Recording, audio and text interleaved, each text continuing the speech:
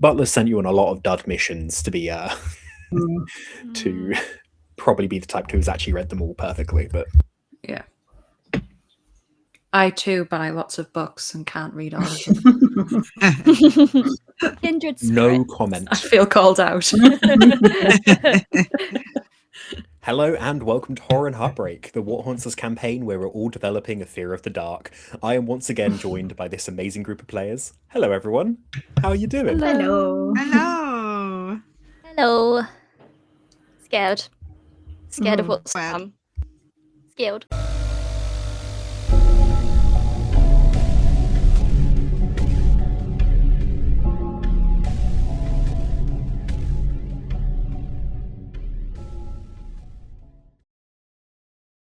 We begin today's session in a way we have before. Screams.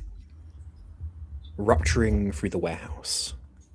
Piercing through every single wall, the metal sheet ceiling, the reverberating through the tunnels down below. I want to give you a layout of the warehouse, of what you know of different places, of the different things in play right now. As the lights flicker back on, the entrance to the warehouse, you see that Samuel is gone. And so is the figure. However, you do see an object there, which you would probably assume is his briefcase. You know that you're not the only figures currently in this warehouse, as occupying this warehouse are at least 4 other ghosts you know of.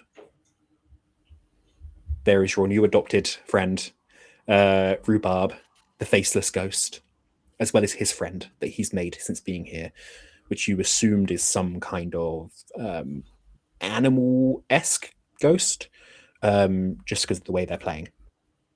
You know that there is Eva, the grey lady that you have Ellis has previously talked to, and Bryn, which you believe to be a harbinger, who Eva spoke for. Additionally, you have Ruby's harbingers, which are currently screaming.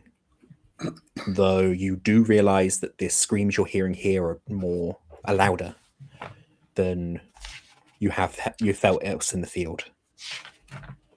Potentially as if another harbinger is screaming with them.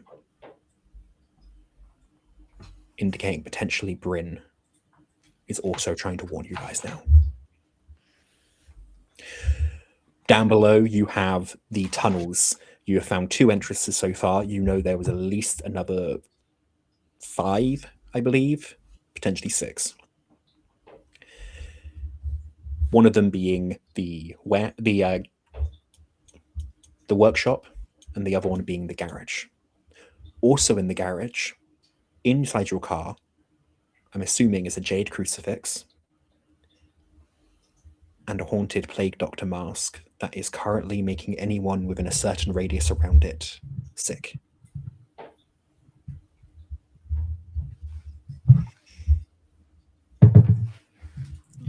As you look out to the... Oh, sorry, go ahead. No, I was going to say I was thinking about it earlier as to whether Ellis would have kept the crucifix on her or not. Knowing that she can hold it, I feel like she probably would have kept it on her concealed because she wouldn't have wanted like Samuel and Butler to maybe find it in the van or find it anywhere. So I think she would have it on her if that is allowed. That is absolutely allowed. Yeah, you do have kind of tucked in, wherever you have it tucked in, kind of the jade crucifix. You look out through the circular window that looks out to the warehouse. You can see every single room from here, like a bird's eye view, except for the bunks, which have ceilings. So now you have the choice of, as you look out, the lights, some of them coming back on, some of them not, mostly flickering, trying to turn back on as the electricity is running through it. They eventually appear back on in a dimmer kind of, like the lights are running out, but they have some lights. You have some vision, but there's still lots of darkness around.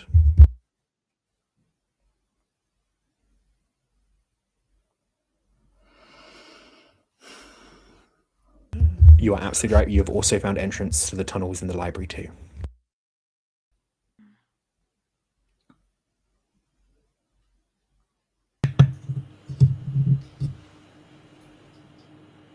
I mean, I feel like Ellis is straight into Butler's office. This is what she's wanted from day one, is to get into the office. And I think, knowing what we know, she is going to look for any evidence that maybe ties up any theories she's got going on in her head, or the dagger, because I think having the information we have, having those, there's a reason why we've got all three of those things and why they're connected. So I think finding that and keeping that away from Butler might be like at the forefront of her brain.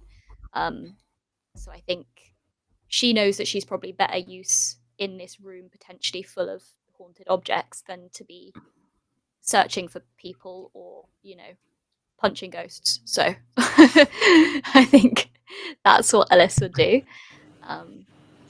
But if the group have other ideas, I'm malleable. Well, we're up there, aren't we? We just bust the door Mhm. down. Yeah. So yeah. If we've looked over, that figure's gone. You guys are safe. Yeah, I think I would go in the office with you. Yeah, same. Cool. Yeah, I think I'd be looking to you guys at being so far away, like at the bottom of the stairs, though, to almost be like, where are you going? So I know where you are. Or maybe, yeah. I think we should stick together, because I don't like that Samuel just disappeared. I think I almost forgot my name. I think Heather's probably going to be filming this, not live streaming it, but just kind of documenting everything, so we kind of have that, but also doesn't want to make it obvious that we're up to something.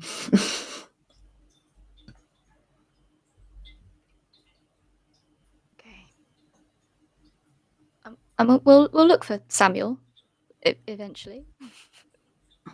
Yeah, I'm sure I it's fine. suppose. So yeah. Okay. I mean, 5 minutes of rooting around is, he'll be all right. I'm going to stand at the window and just keep an eye on what's going on. Okay. I think Ellis will tentatively enter into. Is it dark in Butler's office, or are the lights flickering in Butler's office? That's the only place where the lights are completely stable. Of course it is. All right. I'm gonna tentatively kind of step in and take in my surroundings, and I think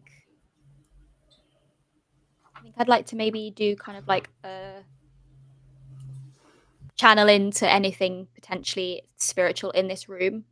Maybe like try and, I don't know if it's there, channel into the really, really annoying spirit that's in the knife or attached to the knife, and the dagger, and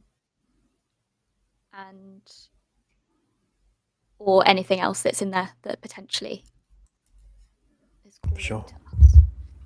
Roll me a spirit roll, please. That is a 9, and my spirit is a 16. With the kind of adrenaline running through you, you try to tap into that other world that you have so many times before, and there is this force you're feeling, but it feels very concentrated. Whenever you've tried to do this here, you've got this sense of lots of, like, a very powerful force of kind of spiritual energy generally, just in terms of, you've always kind of known this place was haunted. It had to be, right? There's always that, it's just like an overwhelming level of resistance. But there is something else today. There's a darkness, an actual presence. not across the entire warehouse, but singular. Motivated. You try to take a sense of anything around you, but in this room particularly, but there's nothing, and that feels weird because this has to be the place. And the only thing you really get is the realization that the symbol carved into the ceiling was most definitely a ritual act. While probably not being a full ritual like you do with talking to spirits or whatever, it is ritualistic in nature, and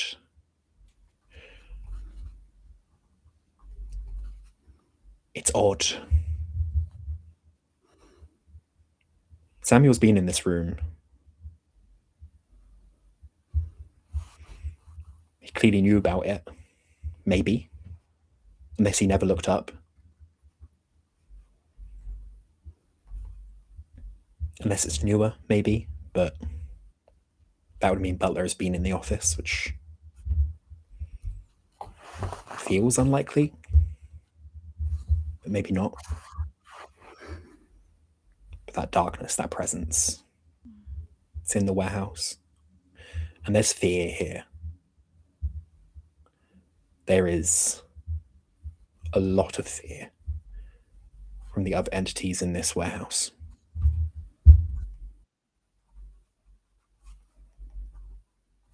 Ruby. This is bad. This is not good. This is some sort of ritual. Either This. this, and it's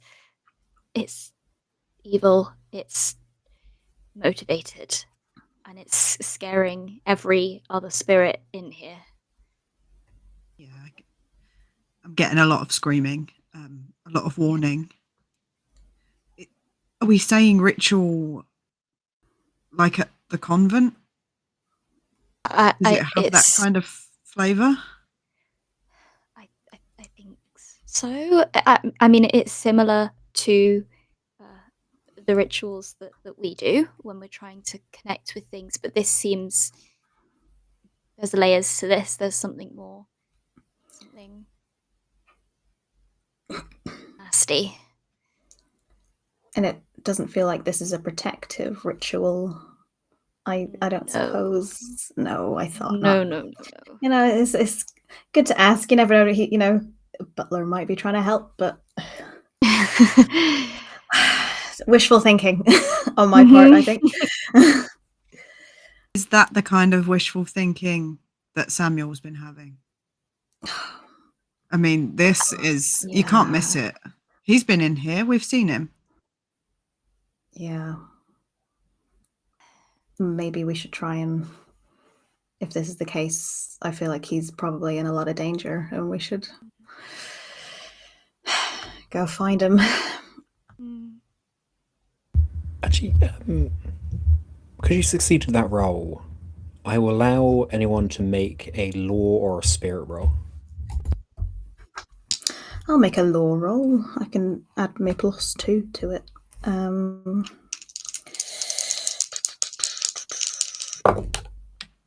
Oh, lovely. I got an 8 and my law is a 14. It's weird, but you could swear there's something similar to this you've seen before. Maybe not physically done, but the actions, the intent, feels almost like an attempted binding ritual. But there's something missing. There's just something that hasn't been included that just feels important. And I will say with that, you kind of all feel there's something about the word perverse that feels so incorrect, old-fashioned maybe. You just feel like there's something missing from that.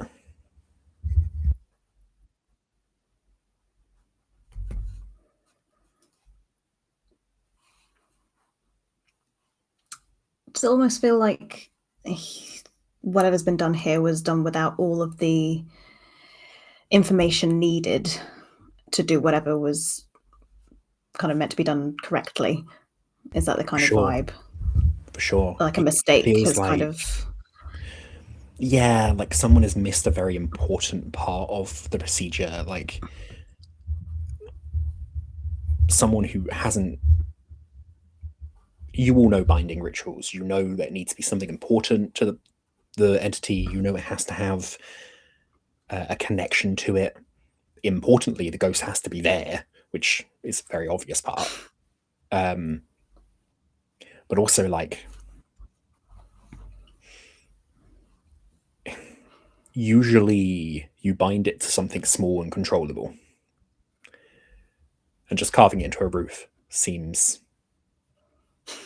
No one wants a building-bound ghost. Like, let's throw it out there. They're not the most helpful things in the world. They're very dangerous once they lose their identity. So the idea of trying to bind something to the warehouse feels silly, and it doesn't feel like it's worked.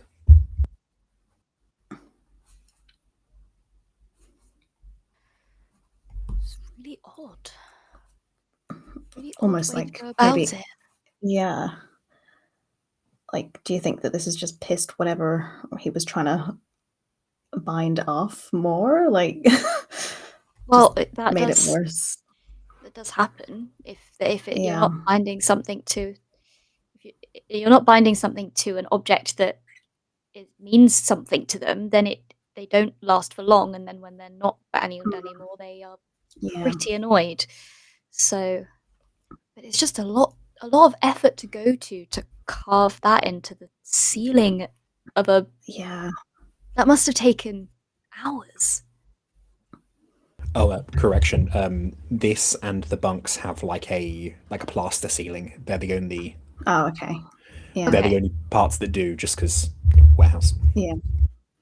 Still, is it big, like a big sigil or a small sigil? It's quite big, yeah. Yeah, it's like carving that in or drawing it, doing whatever. Mm. Still must have taken a lot of time. We don't typically carve things when we do binding rituals. You don't have to, no. I'm just thinking of the word perverse itself. It's odd. Like, is it a perversion of the binding ritual? So what, a Mm. breaking the bind? Or a summoning of something? Like the opposite of a binding would be freeing, yeah. Yeah. Mm. Oh, God. When you researched the word egru, it meant moral fault kind of perversion. Okay, so not. Right, okay. I mean, it could still be Are there any... a kind of a description of the act as well, like a moral fault. Yeah. But Are there any, like, notebooks or any kind of documents around that we can find that maybe point towards what's actually going on in here? there's no sign of life in this office. Like, there's no papers. The drawers are empty. There is like a bookcase on the other side, and they have a lot of books on kind of Mesopotamia and random objects and various things like that. One thing you do know is a book called Metaphysical First in Sumerian Script, which feels out of place. You said last time there was a book on Sumerian something or other. Yeah. Can I go and pull that book off of the bookshelf? Yeah, you pull the book, and as you do, you hear it. I knew it. Nice. As one of the floorboards lifts up in a... Oh, I love it. Cracked it. Yeah. Who wants to go look under the creepy floorboard? Do the books look like they're more set dressing than Like actual books that would be useful?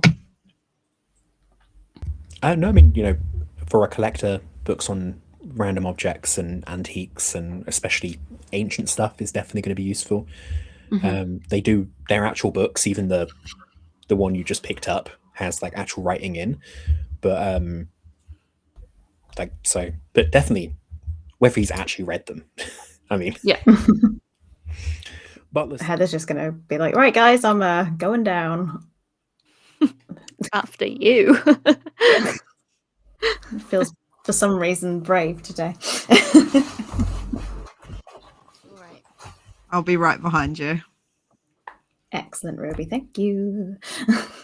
when you make it to the bottom, you see the pitch black tunnel going down, leading into the end to a crossroads.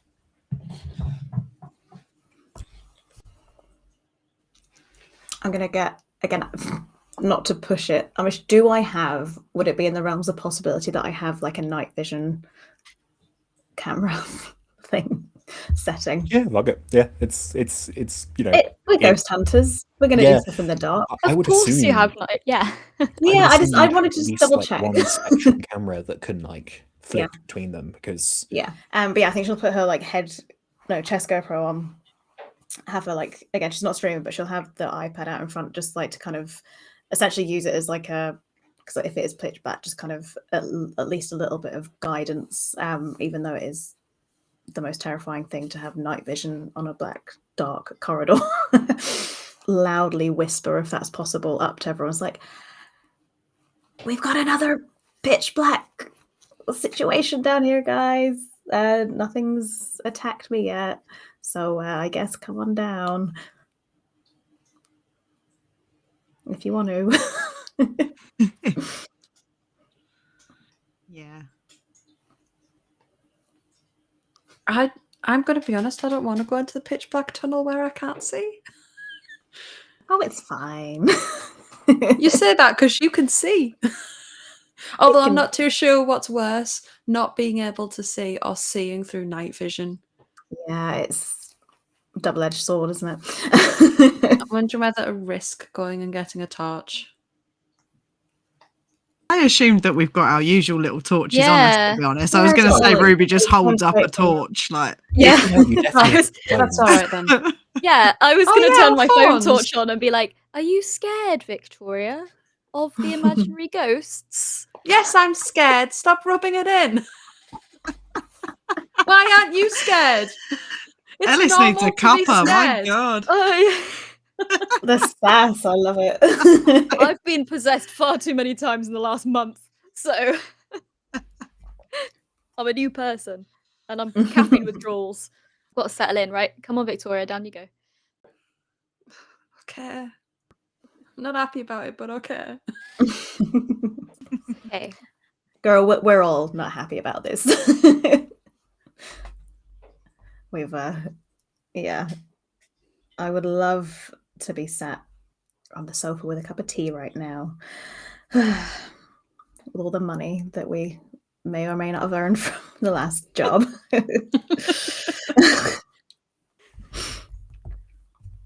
All right. You all head down to the tunnel. Once again, it's single file at best as you start heading down towards that crossroads. When you do, you find yourself back in the series of tunnels from before. Yeah.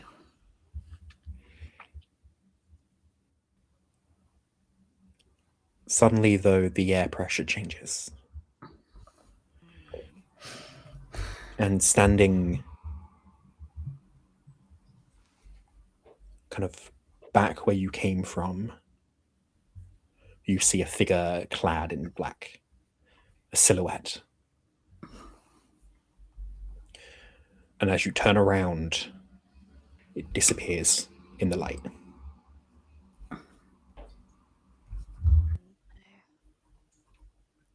Well, delightful. I think when that happens, there's a definite like shift in Ellis's presence. Like you guys can all definitely tell, like she was just kind of like making light of the situation before, and that's like, Yeah. she's not good. She's not okay with this situation right now. You know, when you can just tell when somebody's demeanor changes. Yeah. Even though it's dark, I think you will get that from her. Mm.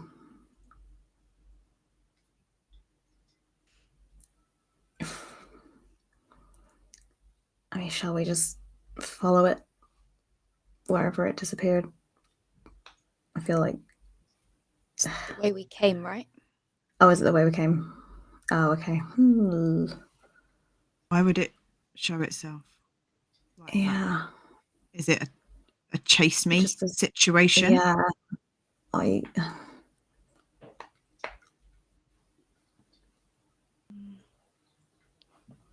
mean, it doesn't feel good, whatever it is. Do we have like any? Because we didn't really explore the tunnels very far, did we? Did you guys do any more of it on that other week, or no? Was it just that 1 week that we just did that Okay. 1 week, yeah.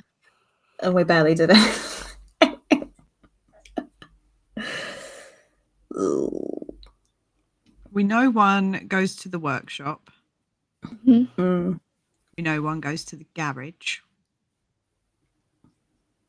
We know one goes to the library. The library, yeah. Library. So there's only 2 that we don't know where they go. Is that right? Shall we go down one of those? Being down here, there's 3. So there's another 2, and there's one at the far end of the corridor. Put my hand on Ellis's shoulder. Just, what do you feel? And sort of point towards the far end corridor. For some reason, that's given me the most ominous.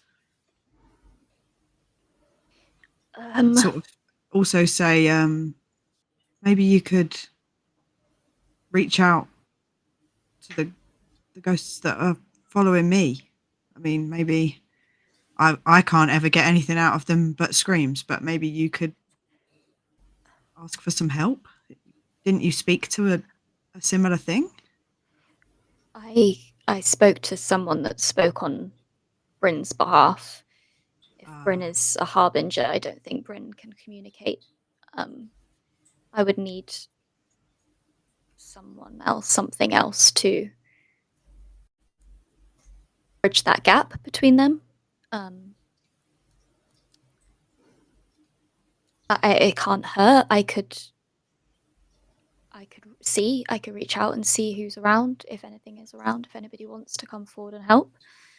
I can certainly try, but I also may open myself up to the other things here.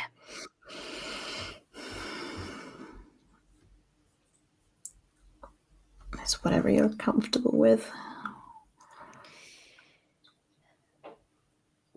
Can I just do like a spirit roll just to check out that the far corridor that Ruby pointed out first, just a sense check, vibe check. Allow it, sure. Just vibes. Straight vibes. Great, it's a 16 and I got a 16. Hey. Oh. Okay. The far end, you don't sense anything. The vibes are off, but that's because you're in a dark tunnel and something's stalking you. But the far end over to your right, there's nothing bad. You don't sense anything. To your left, you sense something powerful, but something familiar.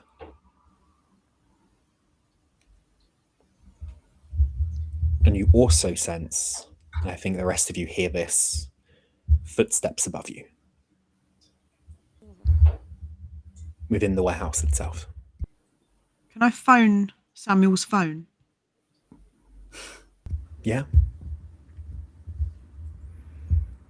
Obviously trying to stay a little still and quiet for the second. And I'll just sort of like point out what I'm doing and just point upwards.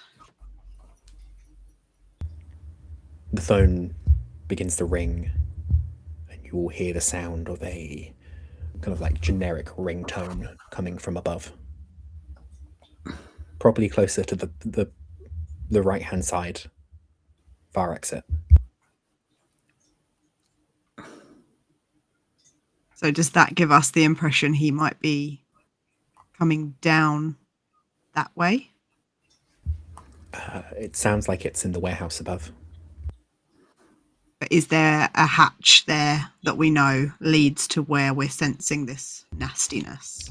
So the layout you've got is it's one long corridor. There's the corridor coming behind you.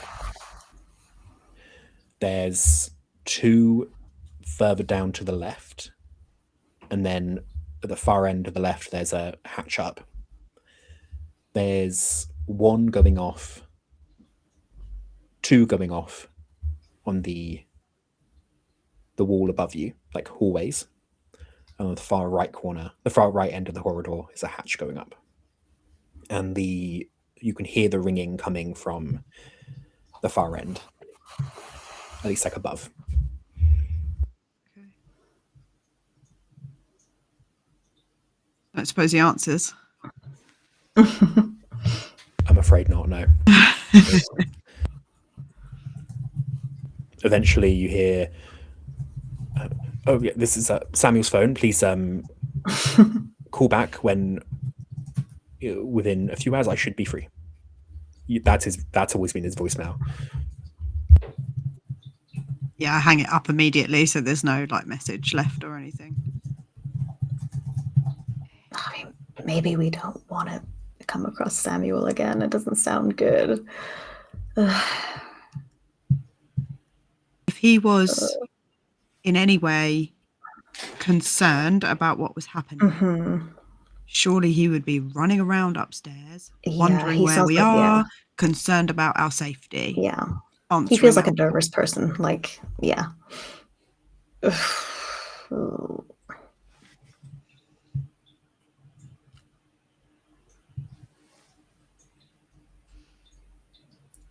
I mean, shall we go down? Left? Yeah. Stay as far away as possible. Or do we want to go? I don't want to go towards him. No. So the right was nothing in terms right of the was corridors. nothing, but Oh, the okay. ringing was coming from the left is a powerful force, but a familiar one.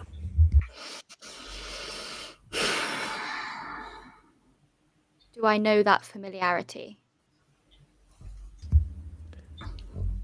You more than likely, it means it's something you've encountered before, but you know that one of the far end corridors is the garage. Oh.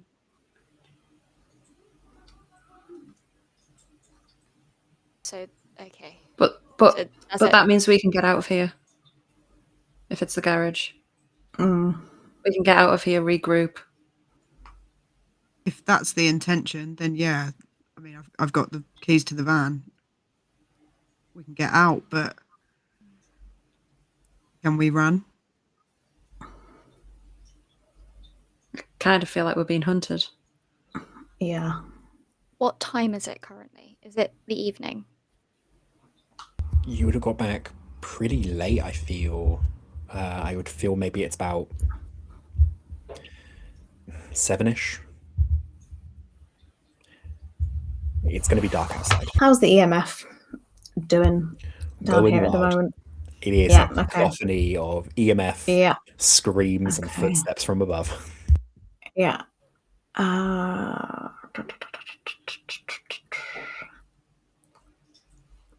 Okay.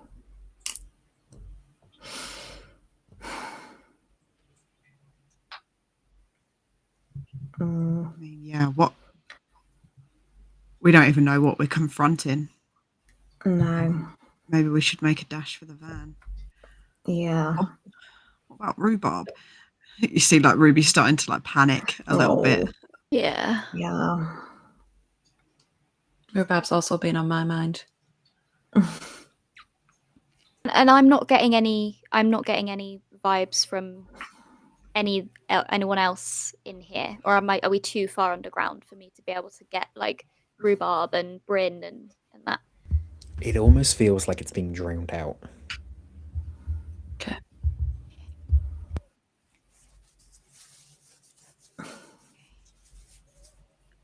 I mean, if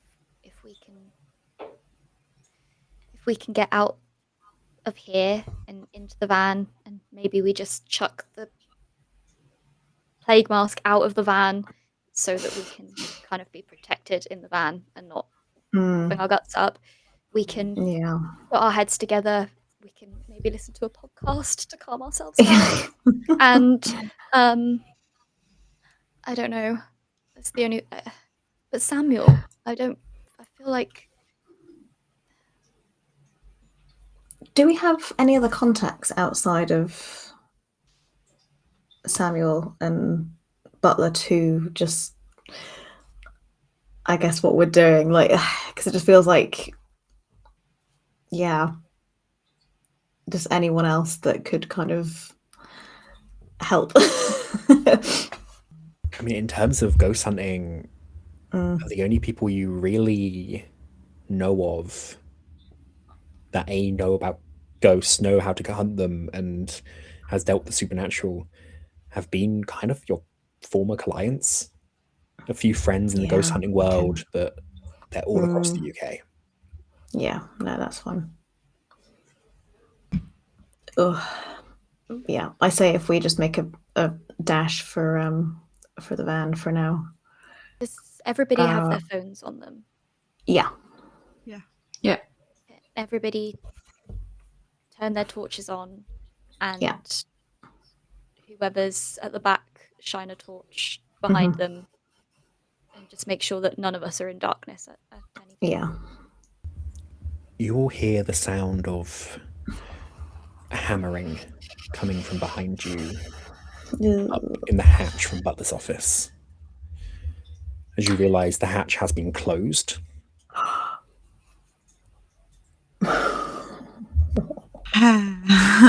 Oh no. This is not the time for Victoria. Say I told you so. Let's go. Let's go. Now. Oh my god. Run. Yeah. Yep. Left or right? Okay, there's no chance oh god, right? To the left? Was To it the van. to the Left. garage? Which Left. was it? Yeah, the garage one. I can't remember which one it was. Go down the corridor, you turn left, and you head down, and then as you do, the person who's in behind sees the figure appear in the corridor behind you, following you towards the van. But it never gets close enough to get into the light source that's shining behind it. I've already got my suspicions about what You head up, you get up into the garage as you look and see that the van and 2 cars have all had their tires slashed. Of course. Of course. And then you hear another scream. Not from the Harbingers. Samuel. Sounds like it was coming from the lounge.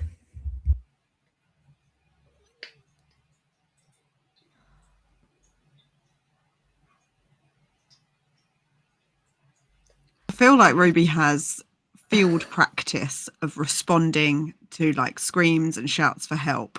What does my instinct say? Is that a genuine scream for help from a human, from a mortal? Do you know what? Give me an empathize roll. Roll with a +2. That'll make it 15. No, 20. I think because of the other screaming going on, and your instincts being like, you know, the noise, the voices of the screams around you. Ruby's instinct of helping is like being overloaded right now, and someone like Samuel, who you've only really talked to briefly every week or so, you just can't tell, especially because he's such a reserved guy. It could very well be one of genuine terror. It could be of pain, but potentially you feel like it could be a trap.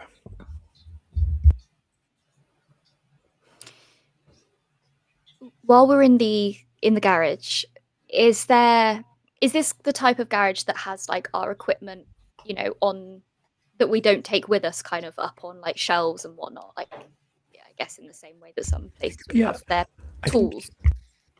Yes and no. A lot of it would be in the workshop, and a lot of it would just be in your bunks generally, because a lot of it is like filming equipment or your own personal belongings that you take there. So you have quite a few things that you leave in the workshop, in the garage, and then quite a few things you have in the workshop that you've been tinkering with or fixing with just because they're general. Would it be... Oh, you go. Our go bags are in the van though still.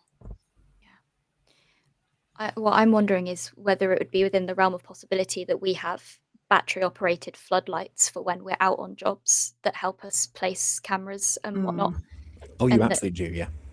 I'm wondering if maybe grab a couple of those and illuminate absolutely everything we can. Yeah, because Heather will definitely have those like kind of big like panel like lights to go on cameras and stuff. So like I was imagining like big torches and like almost like the construction, like big floodlights on massive kind of like things that we would use. Yeah, I know what you mean, in terms of filming, and I'm wondering whether light is going to be our best friend. They'd be more kind of portable big light sources that you would take for like decent, quite, they're there to light up an entire room. You don't use them that often because darkness is kind of your friend in these videos, but you do definitely have the type of lights that you can put up very easily and will illuminate a good portion, though very importantly they're directional. They're very unlikely to illuminate behind them. Like the thinking though, Ellis. That TikTok trend where it was the torch that just was like went miles and miles and miles. We've got one of those.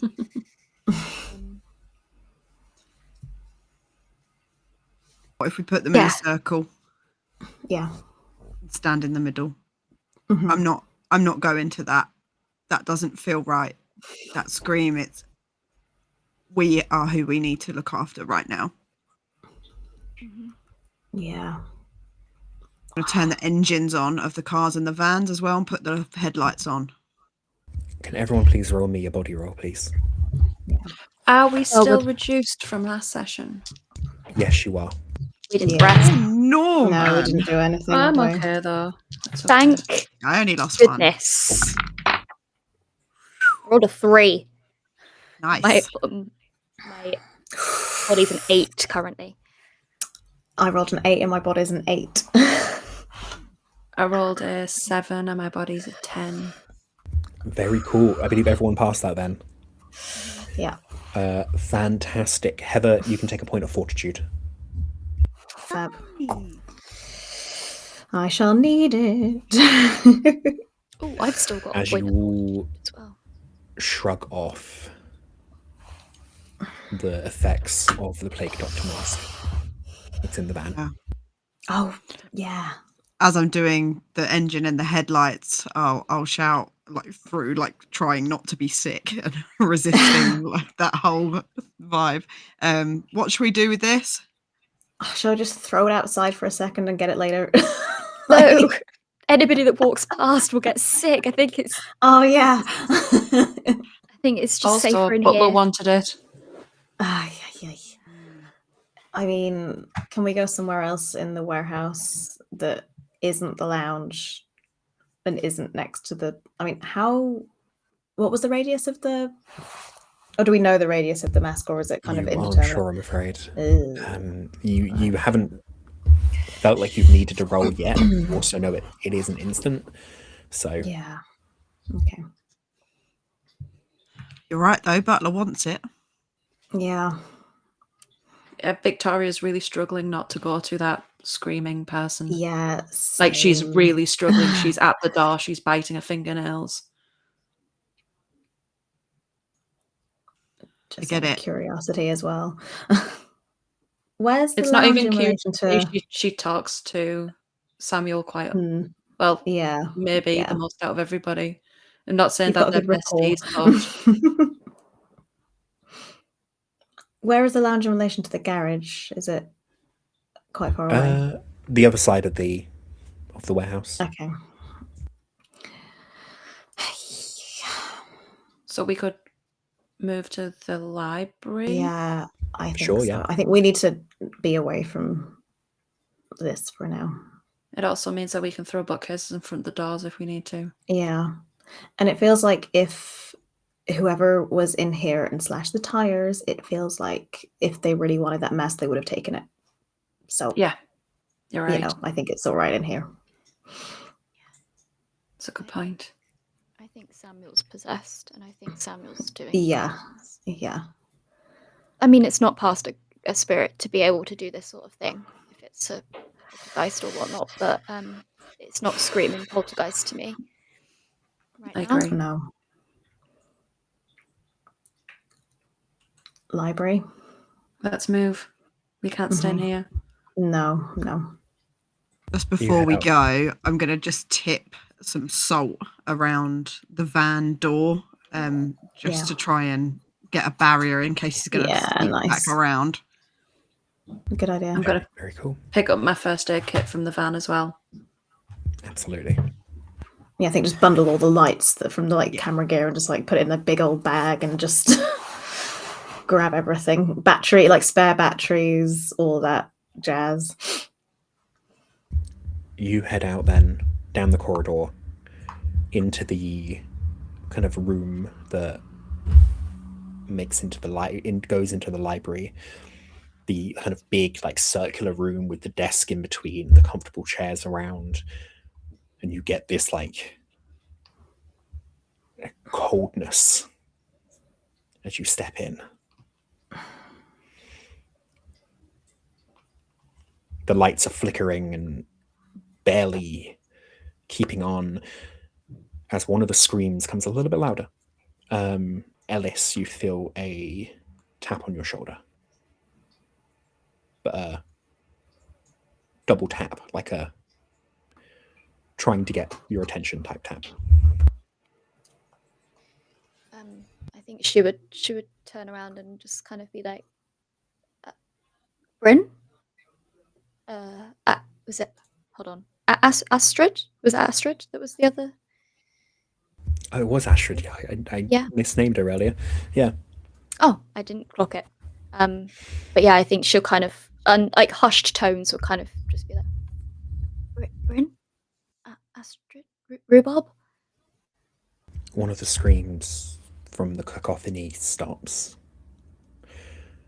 And you hear... I told you before, he cannot talk. In this breathy, windy tone, like it's coming through, but because of a lack of physical form, it's struggling. I think as soon as she hears that, I think she's sigh of relief, and you guys would all hear the audible oh god, Astrid. Why have I been dying, pardon the pun, to hear a familiar voice? That was on the nose, I'm so sorry. The time. Is everyone okay? It's rather poor humor to be making light I'm of so sorry. such things in a hospital. Astrid, it's a really stressful time right now, I'm sorry. I'm sure you've experienced what's going on right now. I can only apologize. There is a war on, dear. God, I forgot she's stuck in that as well. Astrid, I need you to focus, and I need you to talk me through who is present in this warehouse right now. Please. Hospital. You're talking Hospital. in circles, dear. This is a hospital. But my patient Bryn is None of you guys were there the last time.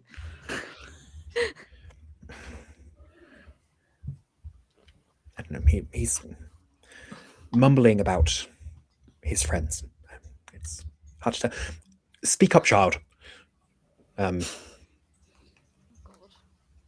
Getting Esme vibes. He says it's the man who killed his friends.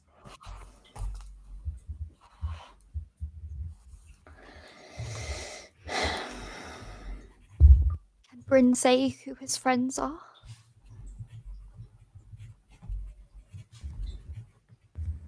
He says they are hunters, like, I guess wild game maybe, or deer maybe? You're speaking in riddles, child. I don't know.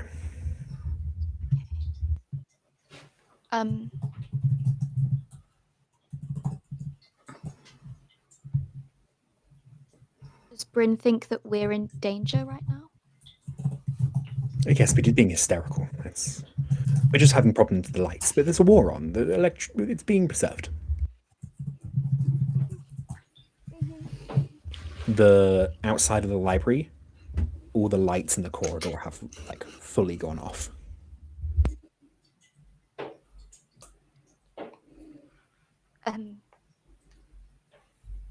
Astrid, if something bad were to happen to me and my friends, would you be able to help? I am a nurse, dear. Can you see this man that Bryn's talking about? Oh, that's the owner of the hospital, dear. He's harmless. Do you know what his name is? Barnabas. Barnabas Butler, by any chance? Yes, child. I mean, Okay. Okay. Well, I guess everybody's hearing me speak this out loud, but nobody's hearing the responses. So you guys are probably all very confused as to what's going on right now. You can probably put it together though with what I'm saying. You think he's harmless? Why do you think he's harmless? he runs a hospital, dear. That's like I said. We're very busy, and this child is acting odd. Oh yes, no, I know you're not literally a child, Mr. Bryn. Please, it's just hysteria from a wound. Okay. Well, Astrid, Bryn doesn't have anything else to say. Do you mind if he ever does have anything else to say, coming to tell me? There's a moment of silence where the temperature begins to rise kind of rapidly. This like going up to maybe like 30 degrees. It's up. And then you hear in a voice that sounds like clarity. She just says, "Run. Don't let him catch you." Run! Don't let him catch us! Looking very wide-eyed and scared at What do you mean? What do you mean, Ellis? What do you mean? I don't know what I mean, but I Where think are we running? Don't turn out like Bryn. Bryn made the mistake of trusting him. Bryn, what did Bryn do? He died, dear. No, but how did he trust Barnabas? He worked for him. Well, we're fucked then.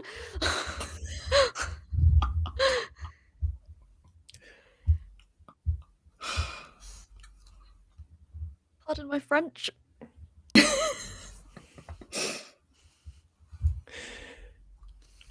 You're about to hear she begins to say,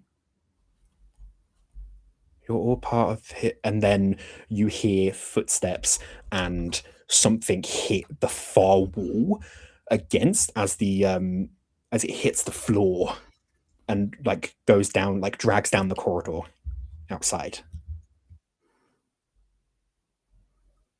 Astrid? Astrid? You feel the presence but don't hear the voice. But the Bryn's scream is back.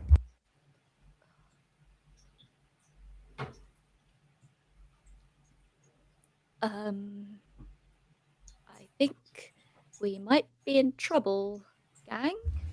The lights of the corridor begin to flicker again.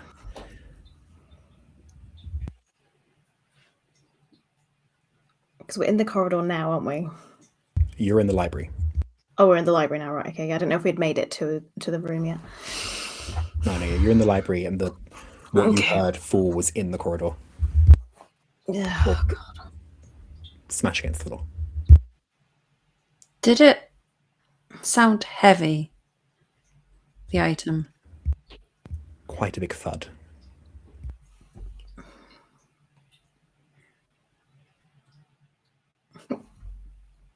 Oh dear. So I've got nervous hiccups. Heather, now's not the time for hiccups. I'm sorry, I can't control it.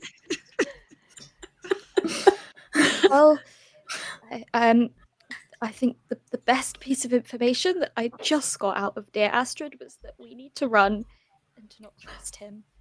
How can we run if he's in the corridor? Yeah, down the hatch again. No, that doesn't seem safe. No, it Out. doesn't. Maybe we just have to leave. We just have to leave and get out of here and Put all the lights on. Run. I don't think the lights are gonna turn on, but Oh no, the ones that we have. Oh, okay, yeah. On the plus side, I know Butler's first name. Oh, great. Barnabas. Fab. And Barnabas has been around for very, very, very, very, very, very long time. Very long time. This used to be a What do you hospital. mean? This used to be a hospital here. Astrid told me, and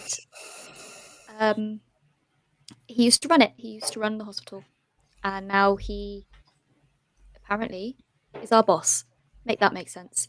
And poor Bryn, Harbinger, he was killed, I think, or he was very, very unwell under Astrid's charge, claiming that Barnabas, Mr. B. Butler, killed his friends who were hunters. And Astrid put it down to him just having war trauma, but I think the trauma is coming from our current employer. Great. So I don't really know how to get out of this one, because the reason that Bryn was so unwell is because he trusted Butler and worked for him. That's why he's here.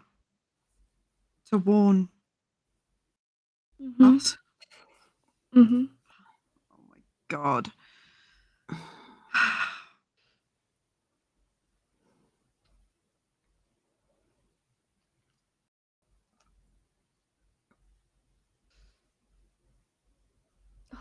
We can't run. Yeah, where are we gonna go? I mean, we saw it ages ago that we knew it was a hospital at some point when we first moved in. Victoria researched it. That was years ago. Mm-hmm. How many times? How many hunter groups has he put together? We've got to stop it. I'm not living like that. I'm not becoming a screaming, tortured soul. I guess we don't know what we're fully dealing with yet either. So I think there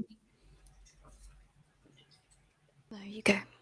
Sorry. Because has there been any ectoplasm around? No. Just ticking things off. No. Okay. That checks that off. I mean, there's there's a general layer in the library anyway, because this is where a few different ghosts generally hang out.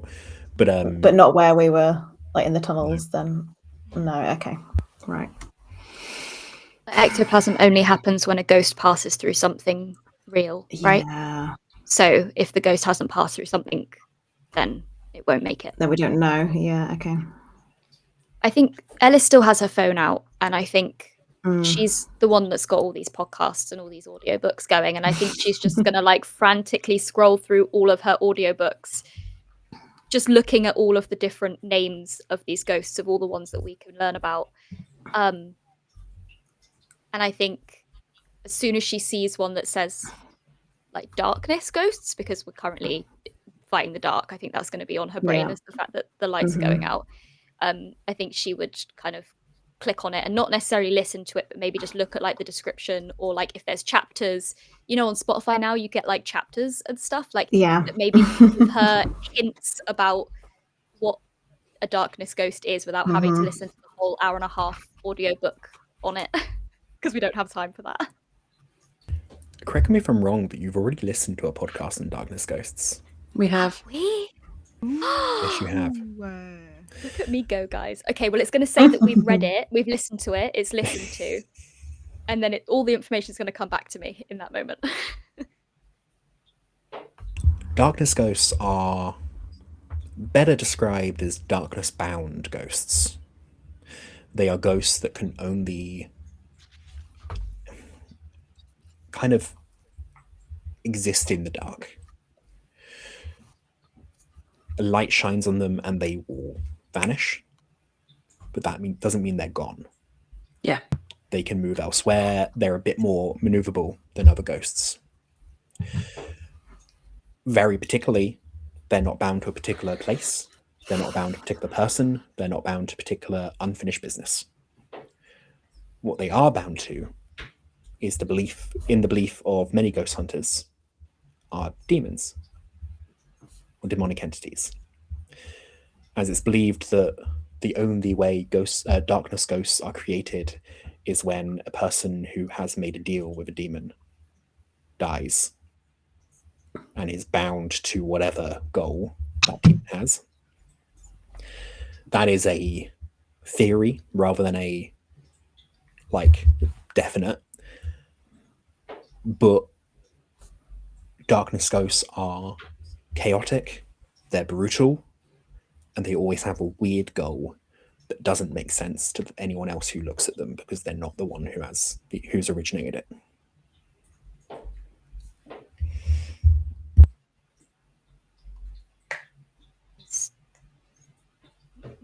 My correct me if I'm wrong, but my brain's going to Butler did something, and the darkness ghost is Butler, and has attached himself to Samuel right now. Yeah. I mean, this could be wrong. It could be that Samuel did something. Samuel was Butler. I don't know. Samuel's a reiteration of Butler. I don't know. We don't know Samuel's last name, do we? I don't know. Anyway, I'm babbling. I'm nervous. Yeah, my theory is that Butler's tried to summon something. Butler became a demon. Butler is a demon. Darkness ghost now, and has just slowly been formulating these groups. I wonder if maybe the goal was to do something with this perverse, to bring these items, and if the hunters have never been able to manage it, have been picked off one by one, and maybe once they started figuring out too much information. Yeah, which is what we've kind of done now, which I'm kind of regretting. I mean, you can't blame us. We spend our lives trying to find out what's going on. And we're all very curious. I think you all have this thought lingering though of if this is like to do with a demon and perverse or whatever that means, Ariella was, seemed to have let this thing in. It feels weird that there's that connection. I really wish I hadn't been possessed by the gibbering at that point to be able to ask questions. And there was the I fact was asking her questions that was the problem. but also the entity was seemingly within the building, the convent, and only Ariella let it out. And that kind of brings the binding ritual you saw. How it didn't work. Yeah, because I don't get anything from the crucifix, do I? The jade crucifix it's not giving anything off, so whatever was supposed to probably be bound in that is no longer or was never. Was there anything in the podcast about how to deal with darkness ghosts? There was only one bit that particularly stands out. They are, at the end of the day, a ghost. They can be dealt with in various means. But one particular way did stand out as a rather horrific exception.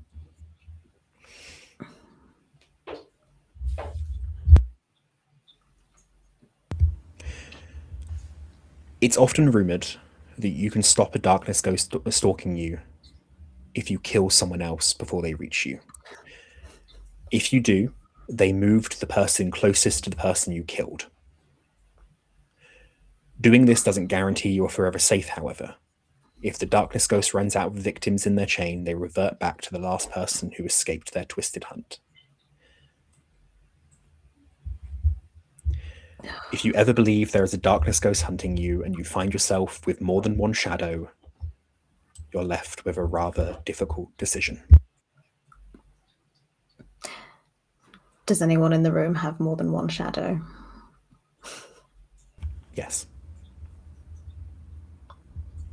Who is it? Ellis.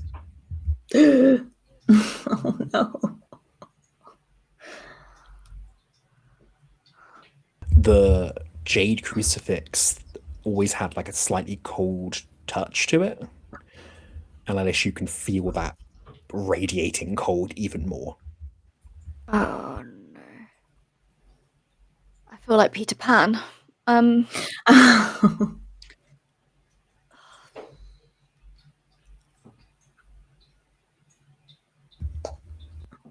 So does that mean it's attached to me, or it's... It means it's currently latched on, but doesn't necessarily mean that you're possessed or anything.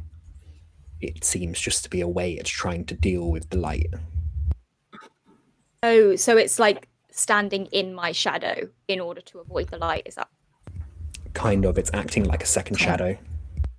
Okay.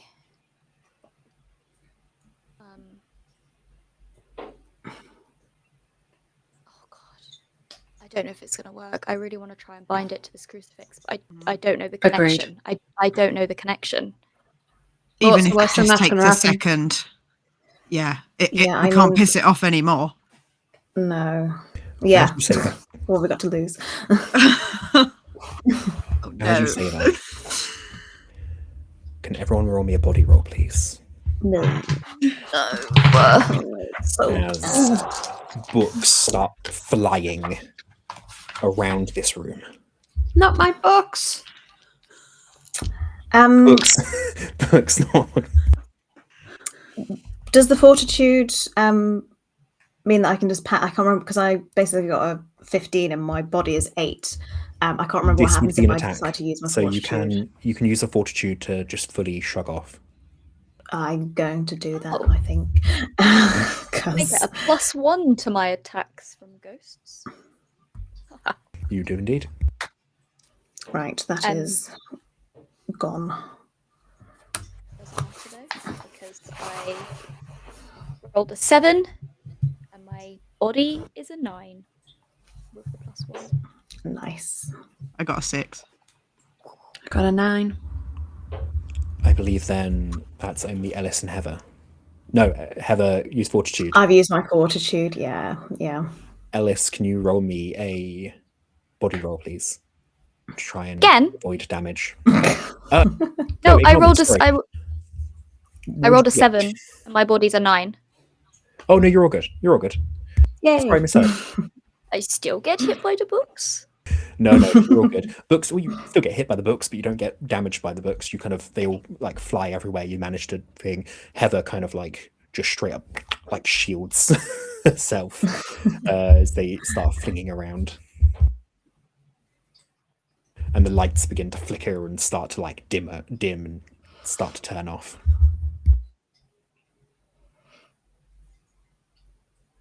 Is that all of the lights, including like the Owl ones in that the we've library. got? Just the okay. The lights you have, they're good. They're still Okay. kind of working, but the Yeah. lights themselves in the library is turning off. The ones Yeah, that are got there you. aren't.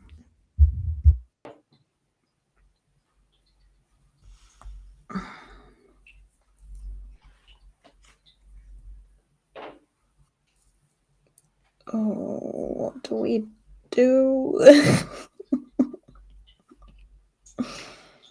Do I know if there's a way to like... I don't know if it's like a ritual or something to be able to channel into this crucifix more so than I did when we were at the convent. Not really. There's a particular whisper ability that allows you to kind of dip into the emotional connection to objects, but without it, you're just stuck with what you had, which was there was that trace of something, like a lingering leftover, but the crucifix itself is not a binding object inherently. Not a binding object inherently. Okay. That doesn't mean anything because an eye is not a binding object and we still managed to do that. So. No, I mean like there's nothing bound within it, sorry. Okay. Okay, that's fine. Well, I can certainly try to bind it to this crucifix. I don't know how it will go. What do you need from us? I'm not sure. Just, is there any way that these guys can help me with that? Like offer, I don't know, anything? Their moral support. emotional support. I mean, you can get a +1 from the help others, and if you are actively helping in various ways, so for example with Ruby you're like holding it down if you manage to grab a hold of it or anything like that, then yes. I think one thing you do realize is if you try to bind it, to be certain that it's where it needs to be, you need to be able to see it. And it's attached to me, which, great. Which means the lights will have to go off. No. Or we just create a dark corner. Not all the lights have to go off to create a dark corner. Yeah. If We these put guys ourselves can, in a ring of light. if these guys can see that I've got 2 shadows currently, if somebody was to turn their like phone camera on so that I could see my reflection, would I be able to see my shadow and then direct it onto the shadow? You would, but you would need it to stay there for at least enough time. But if it knows what's happening, it could move. Okay. I can stop it moving. Not if it's like a shadow on the floor. You can't. Okay. You can't grab it really. Yeah. I will say though, the lights then begin to kind of fade back on. You see the lights of the hallway flicker off again. And then there's this moment you hear a footstep around the corner. And then suddenly you see something flying into the library, hitting the wall with the bookcase opposite the door and slumping down as you see the body of Samuel. Oh dear. Run to him immediately. You see what, unfortunately, multiple broken bones and bleeding from multiple areas. Samuel is no longer with us. And we'll take a quick break there. No. Oh my god. Oh, so stressful.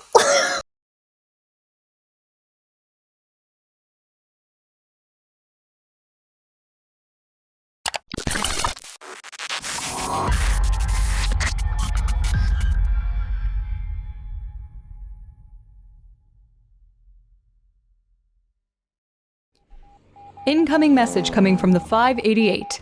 Good morning, recruits. Welcome to hell. This is basic training. No one's supposed to die. Wing Women is a semi-historical actual play podcast. Have you pissed anyone off recently? No one I can think of. While I run through the bulleted indexed list of people we've pissed off in the last couple of days. They endure discrimination from their male counterparts. All of your beds have been carried out of the nurse's station and placed in the middle of the jogging track. I don't think it was Ivan. He's weak. Against this bitter setting, our 4 motley heroines gain the chance to experience queer joy, gender euphoria, and equality for the first and perhaps the only time in their lives. How obvious am I being? See, I've kind of always thought that there is a level to some of us in this barracks that's visible. Have you been using the word shenanigans? I've been experimenting. Where did you learn that word? Until the next mission, this is us, signing off.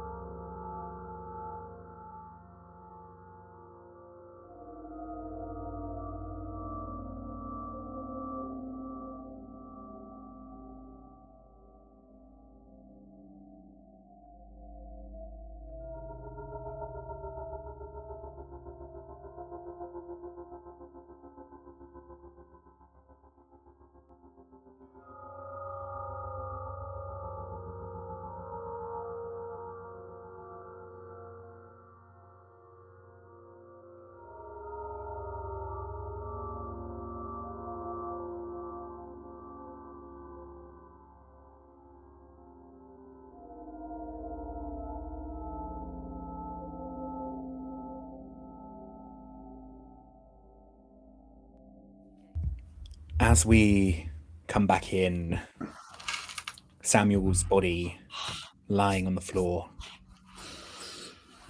And then you see it. Standing opposite you in the bookcase, a form appearing, barely physical in form, standing there, trying its best to scream something at you all. You see as the face begins to form the shape of Samuel. His body still with the many broken bones, but standing there, trying to shout something at you. Like a warning. But you can't. There's no volume.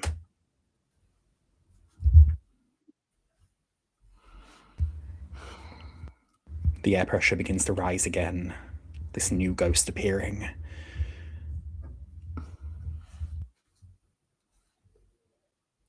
Is there a way we can see, guess at a lip read of what he's trying to shout? Yes. I will allow that. In this tense time. I don't know why I wouldn't, to be fair. Yes, you absolutely can try to. Roll me... I feel like this would be a mind roll. Yeah. Let's have a look. No. That's an 18. My mind is a 12. He's still not... He's too translucent right now. It's hard to tell, but he's shouting something out, and it's definitely a warning. Can I try reach out to him? Of course. I really hate to do this after allowing you to have the roll with a +1, but can you roll me a soul roll, please? Yeah.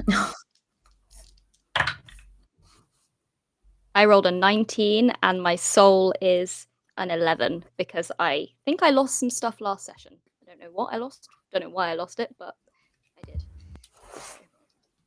You will see as Ellis trying to talk, trying to reach out, and then her voice fades. And you see she's also mouthing the same words.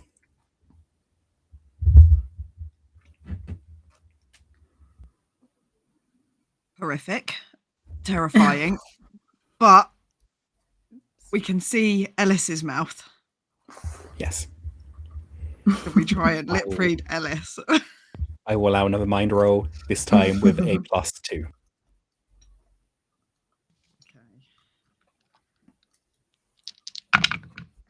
Yes, good. 5. On repeat, in unison, they're both mouthing the words. They're behind the bookcase. Hey? I was going to say they.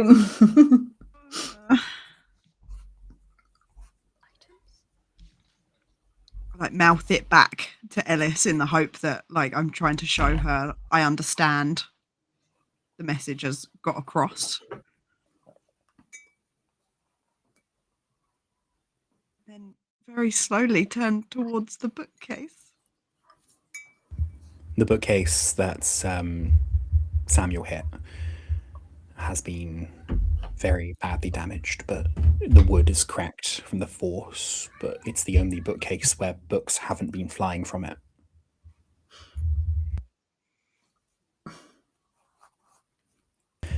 Here you see tomes on hysteria that Victoria, you had looked through previously. You see tomes on various phenomenons throughout history, and you see a book that you recognize. A book titled Metaphysical First in Sumerian Script. I think while all this is going on, Victoria is it's not going to work, but she's trying to give Samuel CPR. Like, she's not noticing anything else that's happening in the room. She's focused on trying to get him back. Like, it's not going to work. I know that, but she would still, that's what she'd be doing. Oh, for sure. Yeah. Ruby recognizes there's the same book that was pulled to open the hatch upstairs.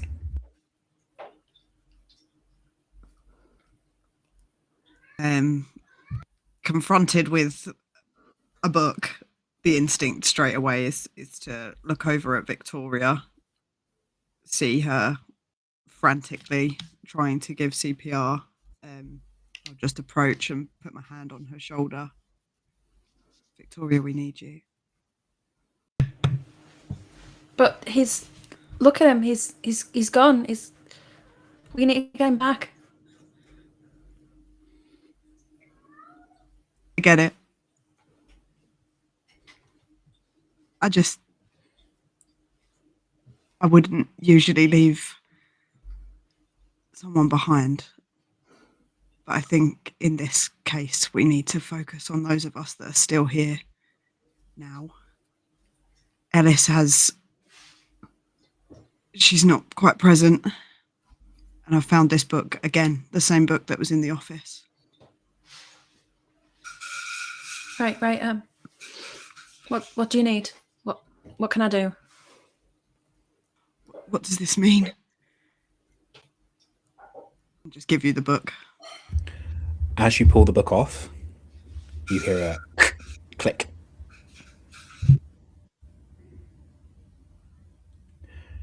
Then the bookcase swings slightly open. Ellis, your voice comes back as you finish the last little bit of bookcase. And then you see Samuel free of the message he was carrying. He comes over to Victoria, gives a very sad smile, and then fades.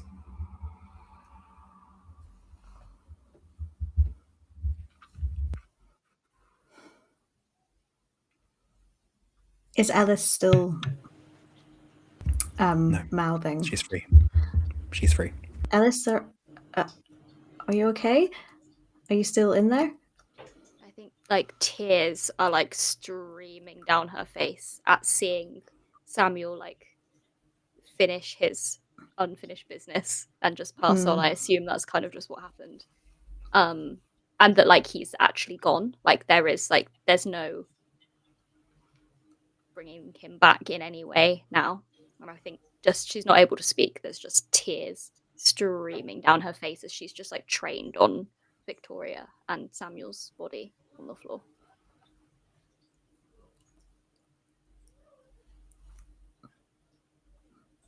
Well, I guess the only solace we can have is that I guess he's not in pain anymore and not being controlled, and he's hopefully at peace. As horrific as this whole thing is, I think she hands Ellis a tissue from her pocket, a clean one, and like, it's like, here you go, Ellis. Yeah, she like wipes away the tears, and kind of tries to compose herself. He tried to help us. Yeah, It's his last thing to help us. it's what he was best at. It really was. Okay, we have to put a stop to this for him. Yeah. Did you? Because I guess were you possessed then, or was it just a? Maybe. Yeah. Did it feel like a possession, or did it feel In the same way the gibbering did. That kind of like infectious possession. I mean, Yeah. could you feel whether or not it was a? Because it's just, I guess, at the moment, the idea of something horrific behind the bookcase. Like, was it a get away from it, or was it a that's where I need to be to get rid?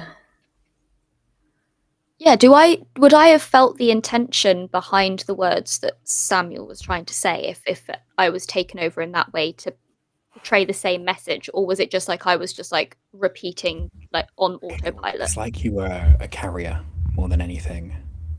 But I think because his unfinished business broke the moment the door kind of opened, you would assume his intent was to get you in there. And for good reason, as you see the lights begin to flicker around again, the pressure in the room is rising and the temperature is dropping rapidly. You've lit this room up very well, but there's a building pressure as it's trying to siege it almost. I think Samuel wanted us to go in here. Maybe it's where Butler kept the items. Yeah. Well, that's good, at least that we know we're not going into a horrific trap. No, but we are potentially about to go into a room full of found objects. Yeah. Well, I'm not on top form to stop myself getting possessed by the looks of things. So I don't think we have any other choice, do we really? So it sucks, but shall we? Let's open the bookcase. You open the bookcase with it's quite heavy, but you do with a satisfying scrape and squeak as the door opens, and you find quite a large room. The walls are all kind of sheet metal, and as you step in, the first thing you find on a bookcase is a series of jars with eyes floating in some liquid.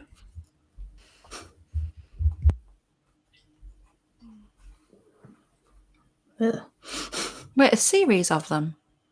We gave him all of them. Oh, we gave him all of them. Okay. How many eyes did you guys... What? Oh, yeah, you weren't here for the No, eyeballs. I thought it was just one eye. Not like a whole plethora. Unbound eye. The rest are just eyes. Oh, I see. Right. It was 12 eyes, wasn't it? Like Yeah. 6 pairs. Yeah. Yeah. One of them's bleeding very weirdly. That's how you know. Yeah, there is. You see the one in the middle is oozing blood from it. Ew. I think the idea was if the bind was to ever to break on this one, you've got 11 other eyes to use as a binding object. Got ya.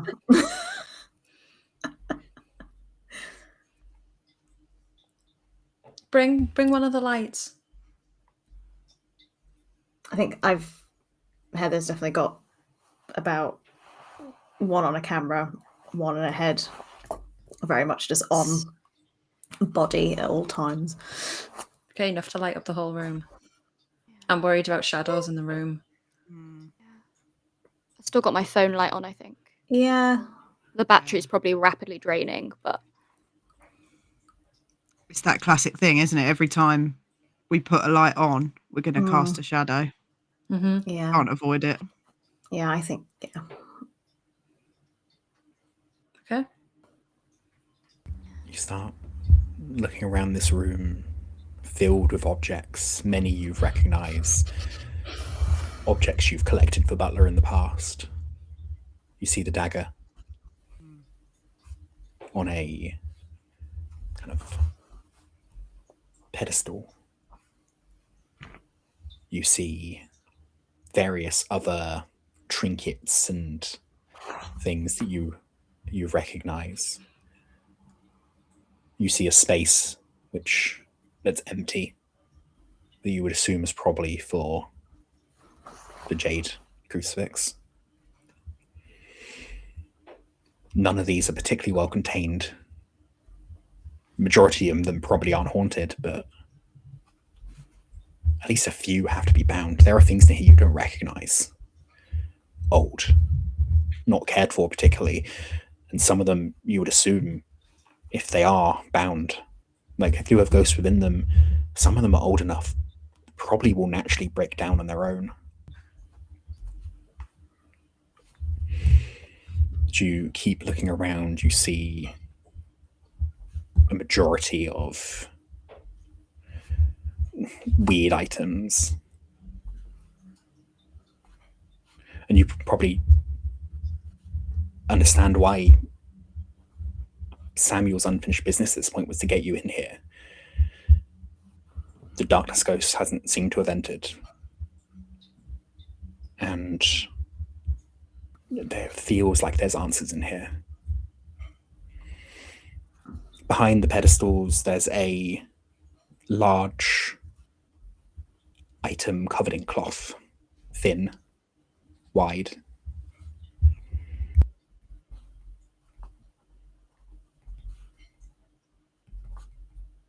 Are you thinking what I'm thinking, Abby?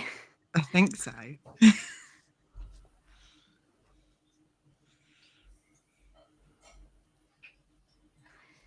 As soon as Ellis enters into this room, is it like a kind of like ping of which ones have potentially giving off a bound spirit thing?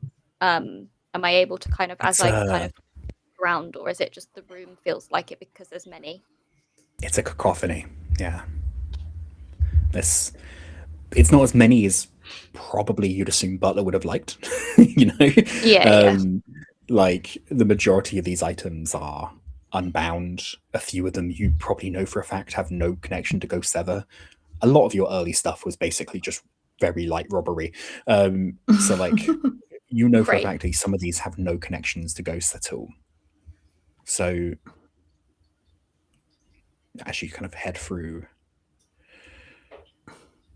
I think you do feel a draw to that thing covered in cloth. If there's a drawer, I guess I'll go over. It's a kind of a curiosity that you feel like you should. You're not being compelled by any means, but it's a intrusive thought in your brain that you feel like comes from your whisperer side, that just that kind of sense of connection.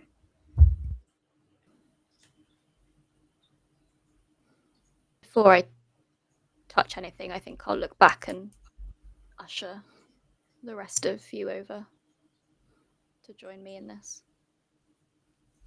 Feel like we all would have been no more than like an arm's pace away from each other anyway. Just Okay, checking that everybody's there and around and in agreement. Yeah, I will start to pull the cloth away. Pulling away the cloth reveals a large oil painting. The paint has begun to chip and come off, but the topic of the drawing is very clear. The paintings of a large manor house. Old, very old. On fire.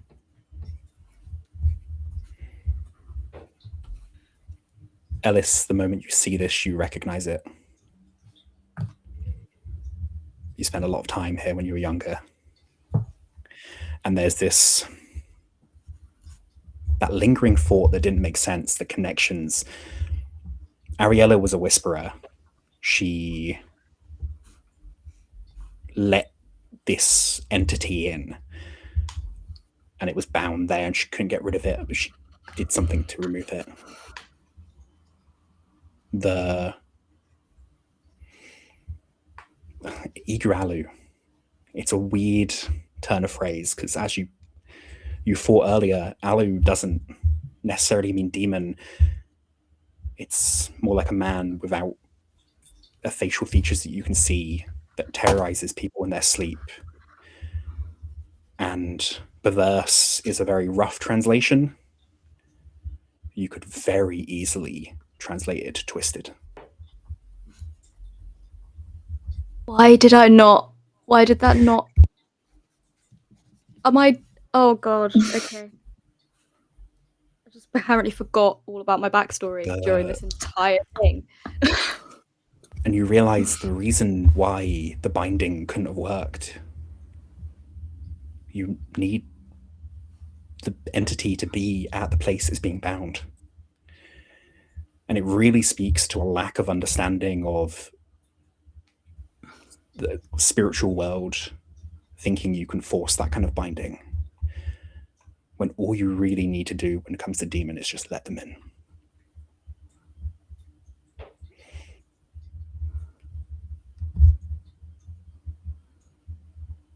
And sometimes all you need to do is talk to them.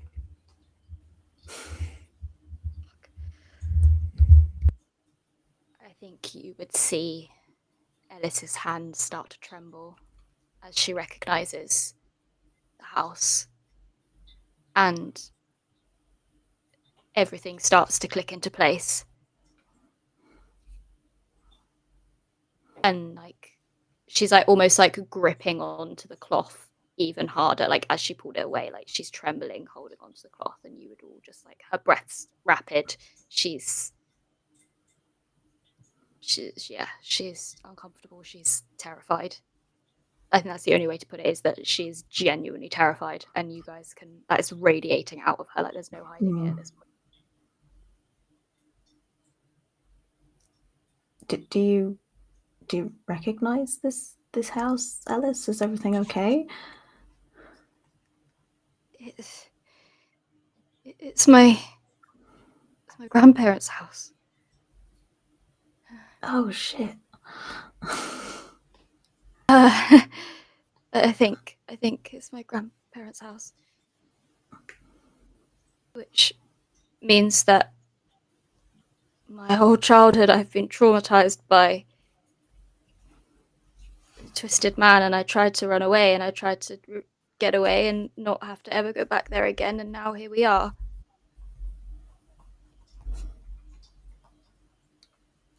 So you're saying that this thing is the twisted man from when you were a kid? I think so. Yeah. It's I think I think so. Yeah.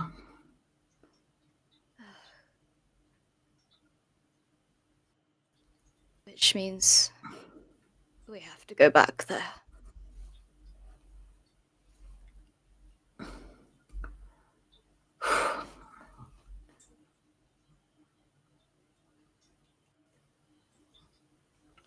Well,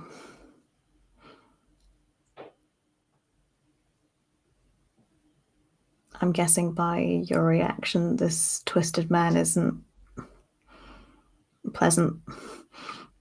No. He traumatized my childhood. Yeah. Every summer, every occasional weekend, sleepover. He didn't like that I was in the house. No. And do your grandparents, are they still in the house? I think so. Yeah. Okay. They're still kicking. Yeah, okay. But they're not like me. They're not whisperers like me. They can't see him. And he kind of didn't, as far as I'm aware, affect them. He just didn't like me. No.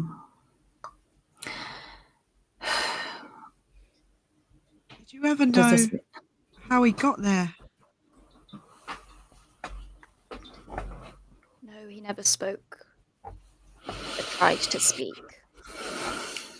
Just scared me.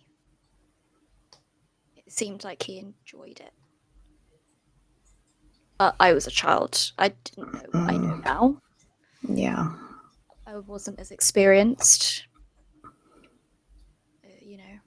Parents just thought I had imaginary friends. I was just having nightmares. Didn't understand why I didn't want to go to my grandparents.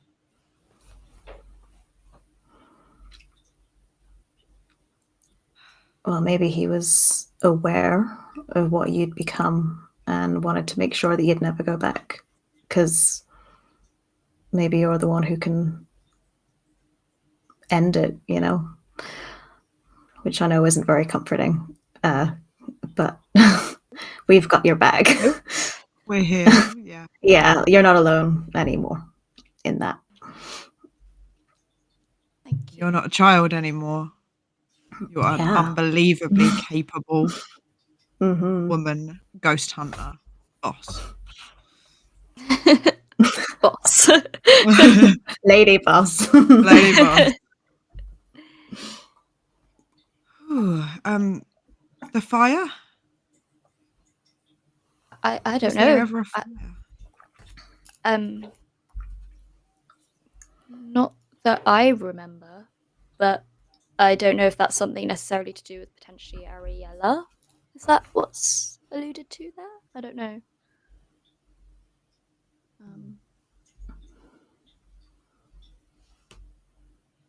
Question for the GM. Yeah, no, you don't remember any kind of... You've never... like I said, they're still around. There's not been a fire there. Does the painting have a signature of assuming who painted it? If it did, it's long since been chipped off. Ah, okay.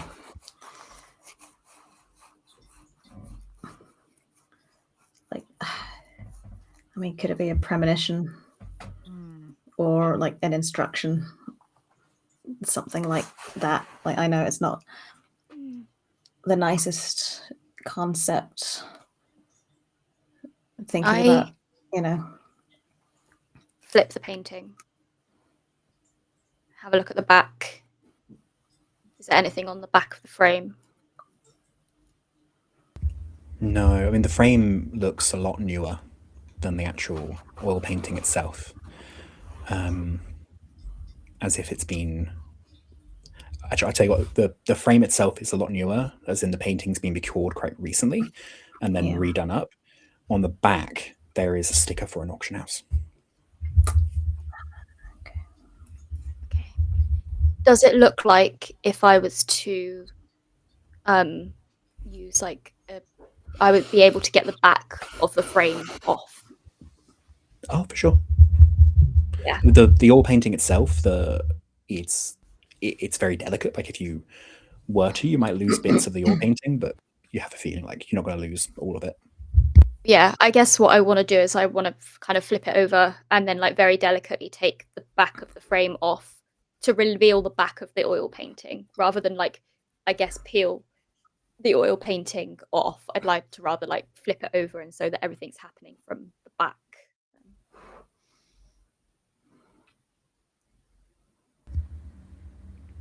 The back of the oil painting, first off, reveals as you take it off that this has been procured in less than legal ways.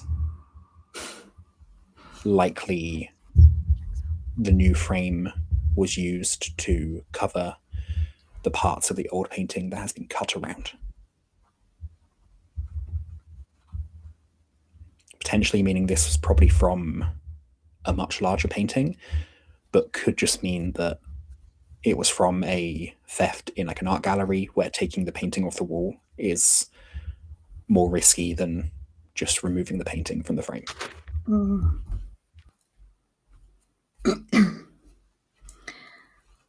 I mean, is your grandparents' house famous to warrant it having a painting like this?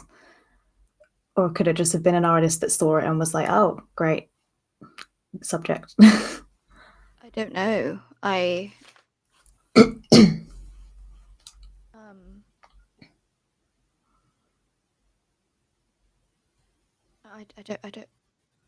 know. Am I making it up that what happened with Ariella, the way that they like explained her death, was that like the orphanage got burnt down at some point? Am I making that, or like destroyed in some way? Did I make that up? The text said that she took the demon within herself, and then in that process removed it from the convent. But it was poetic, and you did get told like it was fanciful writing to kind of hide what really happened, as the sister kind of very bluntly was like said afterwards, like, you know, the actual story is a lot more probably messed up.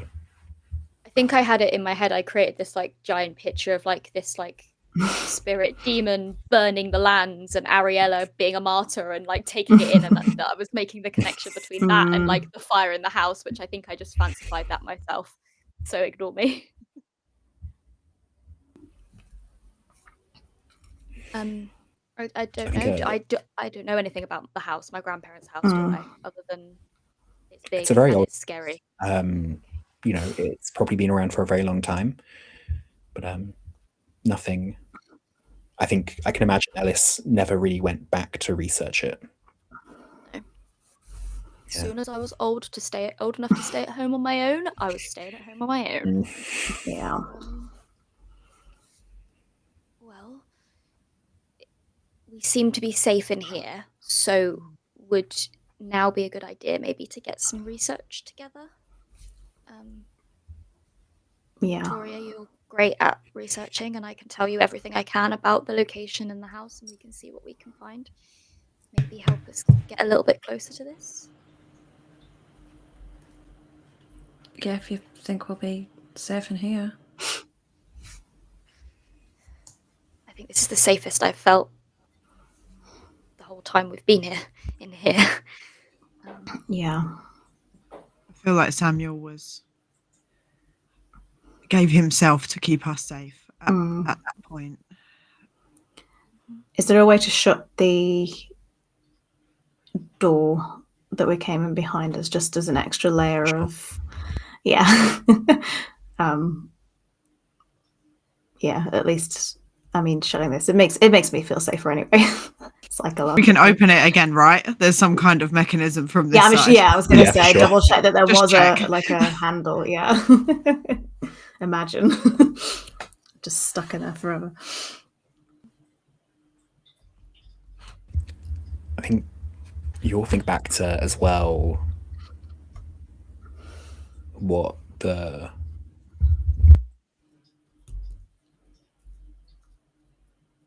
I keep forgetting what Astrid's name is. I keep wanting to call it either.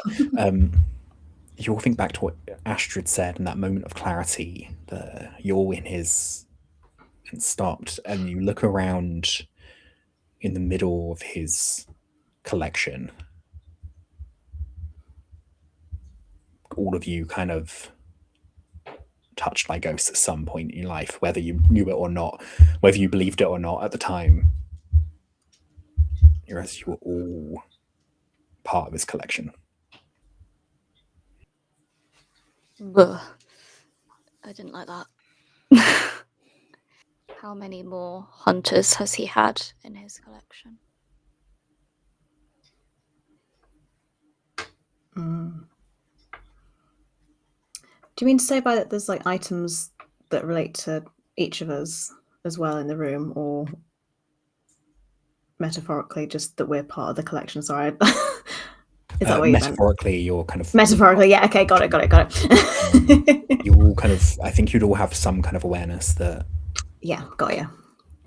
Ghost hunters are very likely to become ghosts after death, because they just, Yeah. of the lifestyle they lead, they have unfinished business they can't quite finish. Cool.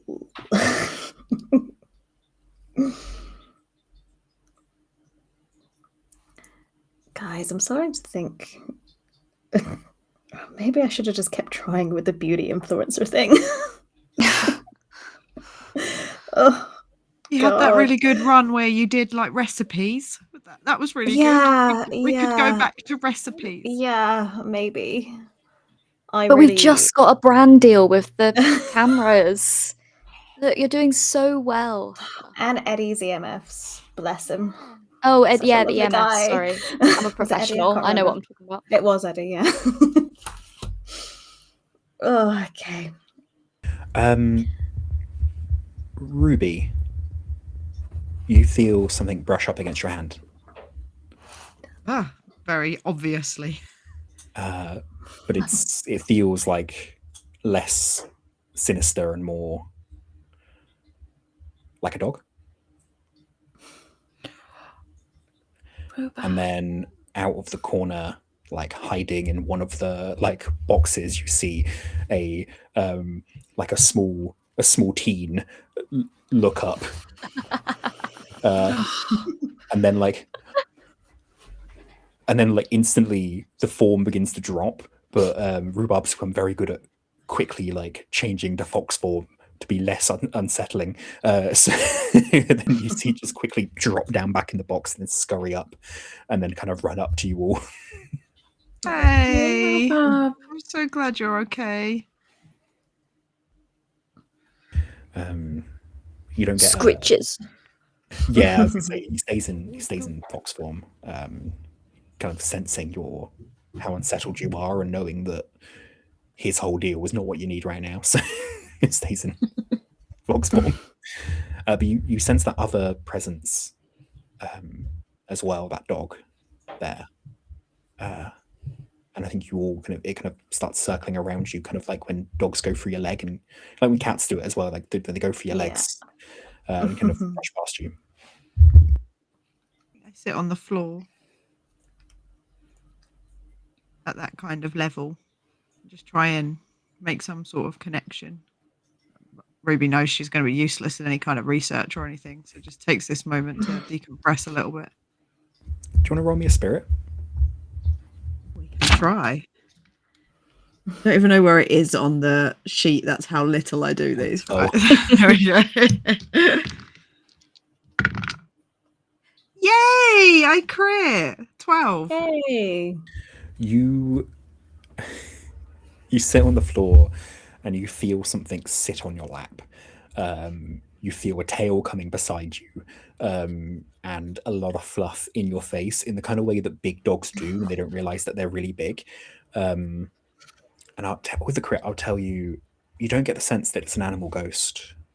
Instead, you get a sense of something you've felt before on different hunts, though not on one of the ones we've had, of a graveyard grim. I think we have a little graveyard grim here, guys.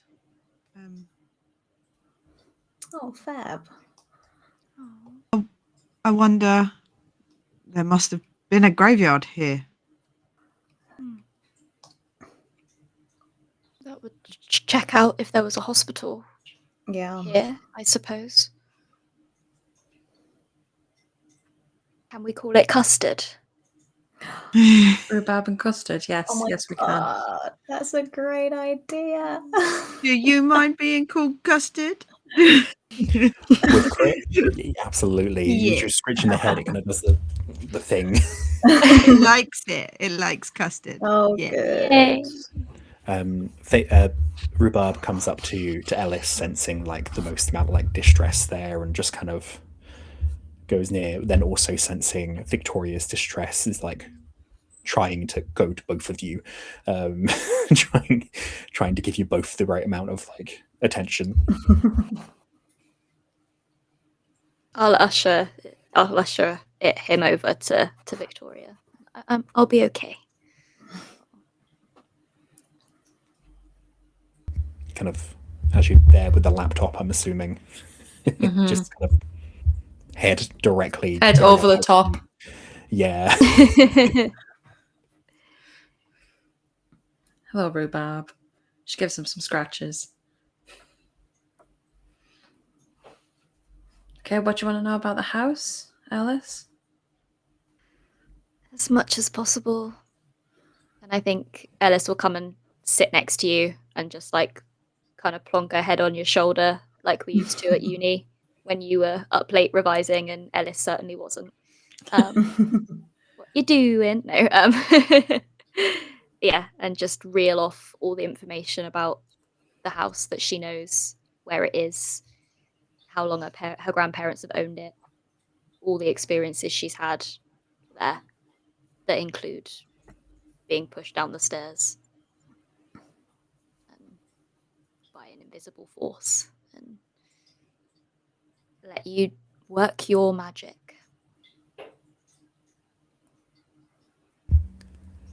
Victoria, would you like to roll me a law roll, please? With you've got a lot of context here. Let's do it a +4. I didn't need it. It was a law, right? Yeah. Which means I critted. It's a 16. I got a 16. Hell yeah. Yeah. Okay. One thing you find that's very odd about the house itself is that, unlike many haunted houses, this one hasn't been on the market repeatedly for the last however many years. Ellis's grandparents have been there a long time and have never reported any haunted issues. The only time you find any bit of a bit of thing about like someone living in their house mentioning anything from Haunting Online is when, very briefly, early internet, one of Ellis's parents literally using like a forum to be like, my kid is seeing ghosts, and not really getting any response back because it's like very early internet, and but that's the only indication of a haunting seen in that place, which is very weird for any place. Most houses have some, so looking a bit further back, you start looking at the history of the house and like the connections that might be interesting, different people that have owned it in the past, and you see it's been in Ellis's family for a while, ever since one ancestor got a hold of it, until one ancestor got a hold of the house by the name of Winnie. Tracing her back, you find that she used to go to the same convent as Ariella very early on.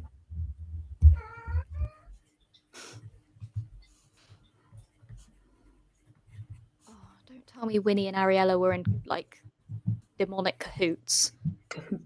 Demonic cahoots, I love that. Maybe that's what our gang name should be. Demonic cahoots. Put it on a t-shirt.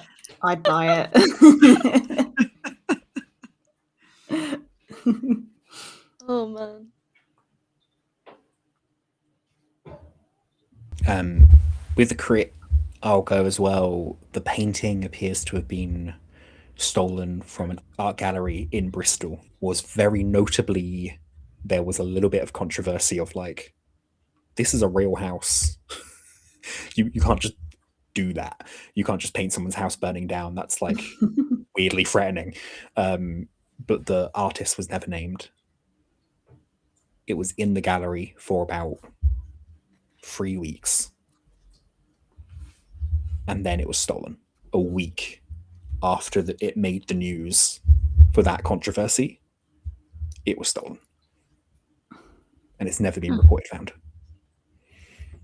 Was there a kind of, with that being said, can we date the painting if it was only in there for 3 weeks when was it kind of essentially when was it made with that info? Well, that's the weird part because it was in the gallery in probably the 50s, but it's older than that. Yeah. Okay. And it was even mentioned in the article. It's like the painting looks older, and Yeah. there's like a part of the controversy was like, well, did the person even paint it? Like, how did you manage to paint it when it looked? And yeah. Weird question. Because, with kind of architecture of houses, does the age of the painting look older than the house if we're like looking at kind of placing the architecture of the house versus No. that? No. Okay. Did you say that we could see the remains of a signature, or was the signature kind of gone if there was one? If there was one, it's been crumbled away. The painting's like the paint it's not been well looked after, especially in this random warehouse in the middle of London. You hear a knocking on the door. Yeah, nah. It's not a door. It's just a bookcase. If it was a ghost, they just passed through it. So Yeah. Unless they can't. If we look around the room, is there any kind of like...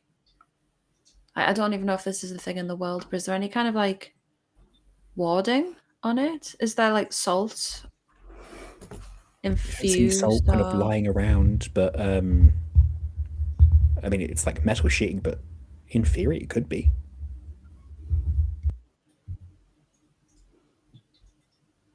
Because do any of us have double shadows? Like, are we okay in here? Seemingly, yeah. So something's keeping it's it impossible to completely light it as well, so something is keeping it out. do we know it's being kept out? Would we know of any like metals or anything that would work in that type of ward?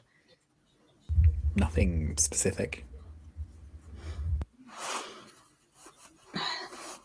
It's usually like in terms of old folklore stuff, it's usually iron, but again, I don't know It's very fair. the rules. Yes. Iron and salt. I think with that knock, I think Heather's gonna just be like, who is it? You get 2 knocks in reply. But that's not answering my question. Who is it? Again, 2 knocks. 2 knocks for yes, 1 knock for no. Who is it? Yes. It could be Astrid. It could be Astrid. I guess, is it Astrid? 2 knocks for yes. 1 for no, obviously. No. Okay. It's not Astrid. Bryn? Is it? Yeah, I'm just gonna go through. Is it Bryn? 1 knock. Is it Butler? 2 knocks.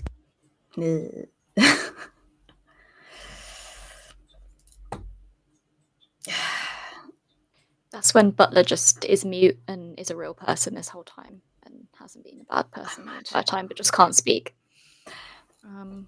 Do we get the impression that if we opened the door, would it still be a barrier, or if the wall is actually what's keeping it out, if you open the door, that barrier would break. It's like making a line in a circle of salt. Yeah.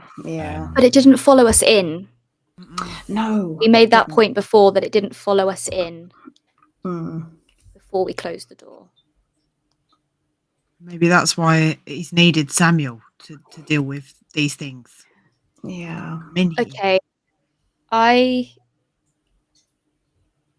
would like to I think I'm going to do spectral speaking. I think I'm going to try and see if I can, with this protective barrier that we've got going on, I think I'm going to try speak to whatever is on the other side of this door right now.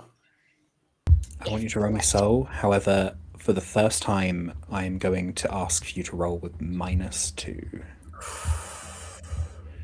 Oh boy. Wait, so that takes me down to a 9.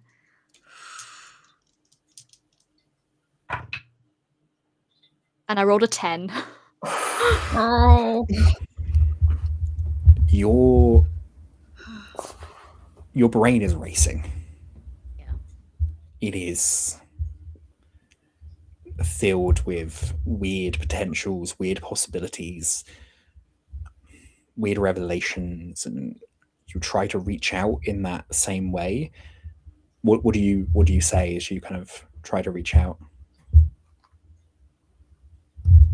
Oh gosh,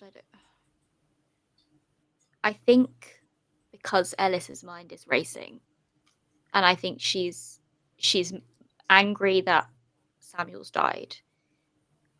She's even more angry that this has got something to do with this twisted man from her childhood that she thought she could just kind of block out and, you know, never have to deal with again.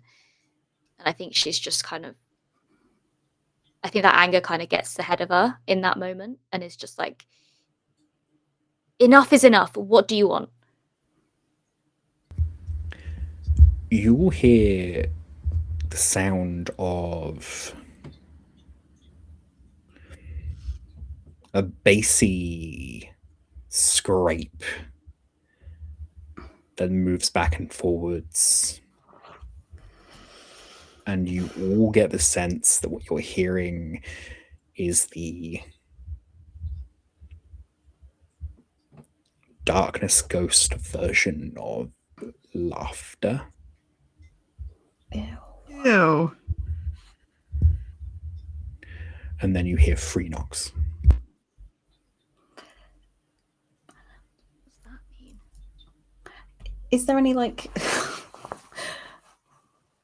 is there like a consistent, almost like kind of known ghosty language that 3 knocks is something that is used? No, 3 knocks is No, never used. okay. Okay. That's too much suspense for one ghost talking.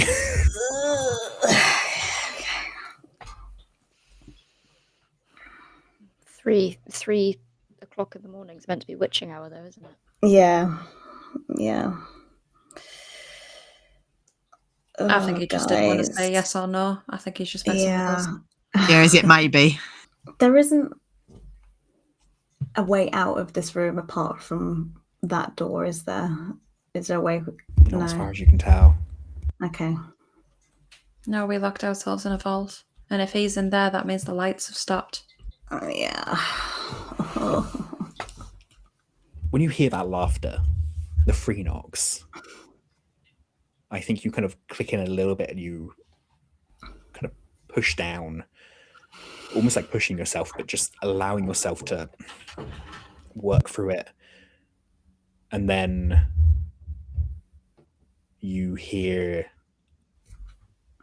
and I think only you hear this at first.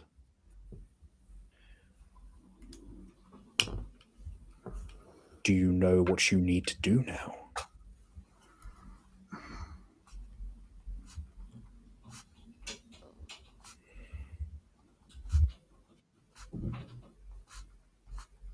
You mean with the house? And then, in a way that everyone can hear, you've been very good employees. But I think it's safe to say that your contract has been terminated.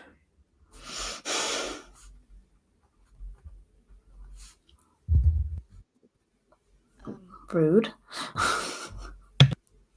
Severance pay? Question mark. I quit. Will you still do me a reference? this really sums up our entire group. Is that, like, that serious thing happens, and then we're all like, It's the one thing I love about this group. It's that you can be scared of someone right into the point in which they're an asshole, and you're like, no, Oh, yeah. no.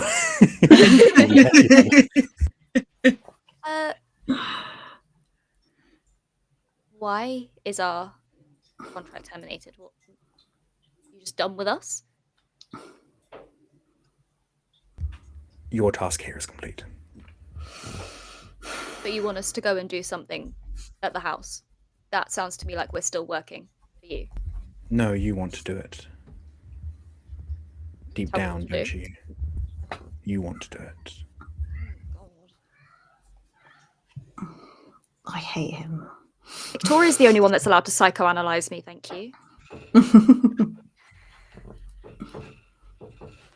I don't want to burn my grandparents' house down. Thank you. I don't think I do, at least.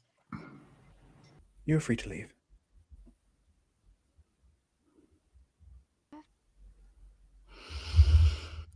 I've got questions. I don't...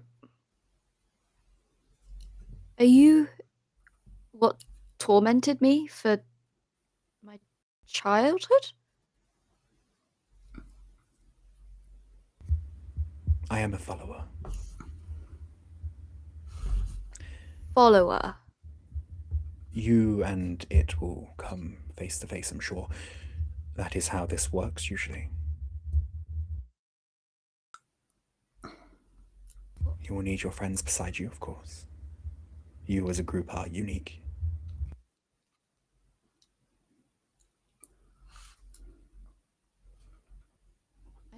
I did want you for my own collection, but well...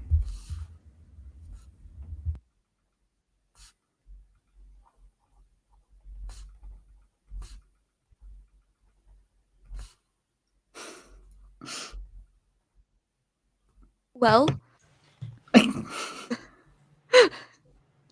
So the demon wants us. That's fun, isn't it? Great.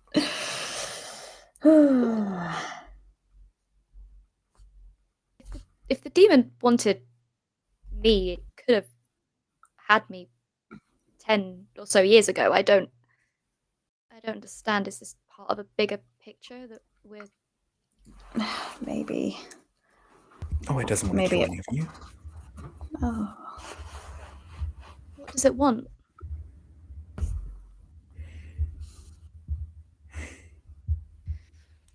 Not for me to tell. You're free to leave.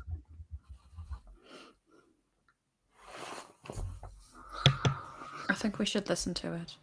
Yeah. Is that a pinky promise that we can go and not get killed? Samuel? Shockingly, you don't hear a response to that. Okay. Rude. God.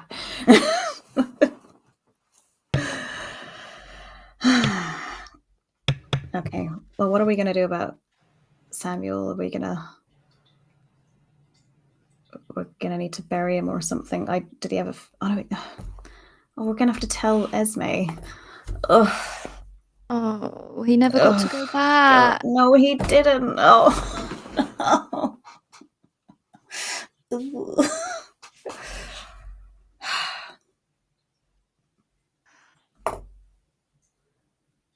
Ugh. We also have to get new tires for the van. Oh, yeah. I'm still sat on the floor with Custard. I'm just shaking my head. I'm not going anywhere. If you don't go anywhere, you're just going to starve in this room. Yeah. There's just some random bits of salt around.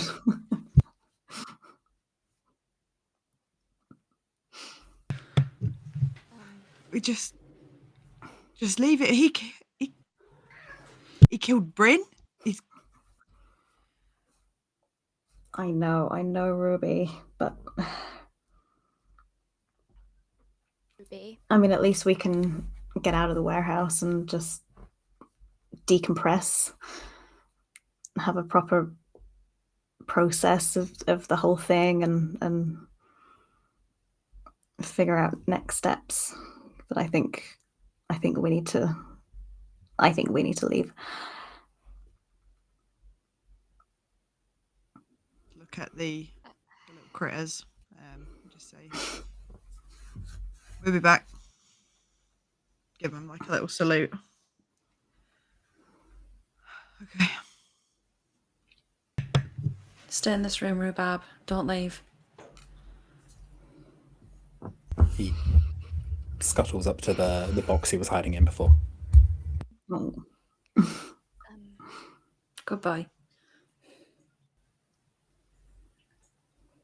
Custard, if you think you can get Astrid and Bryn to come in here too, that would be probably for the best.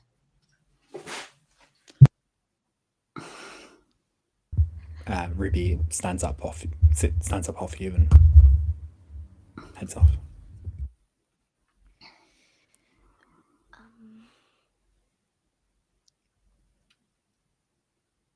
Look, you don't have to do this.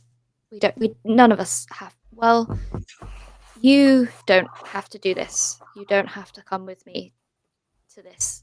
But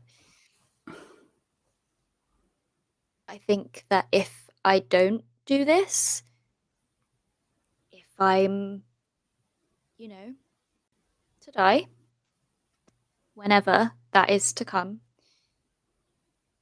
I think this might be my unfinished business. And I don't want to turn into some of the things that we've experienced. Yeah. I don't want to become so angry that I'm hurting other people.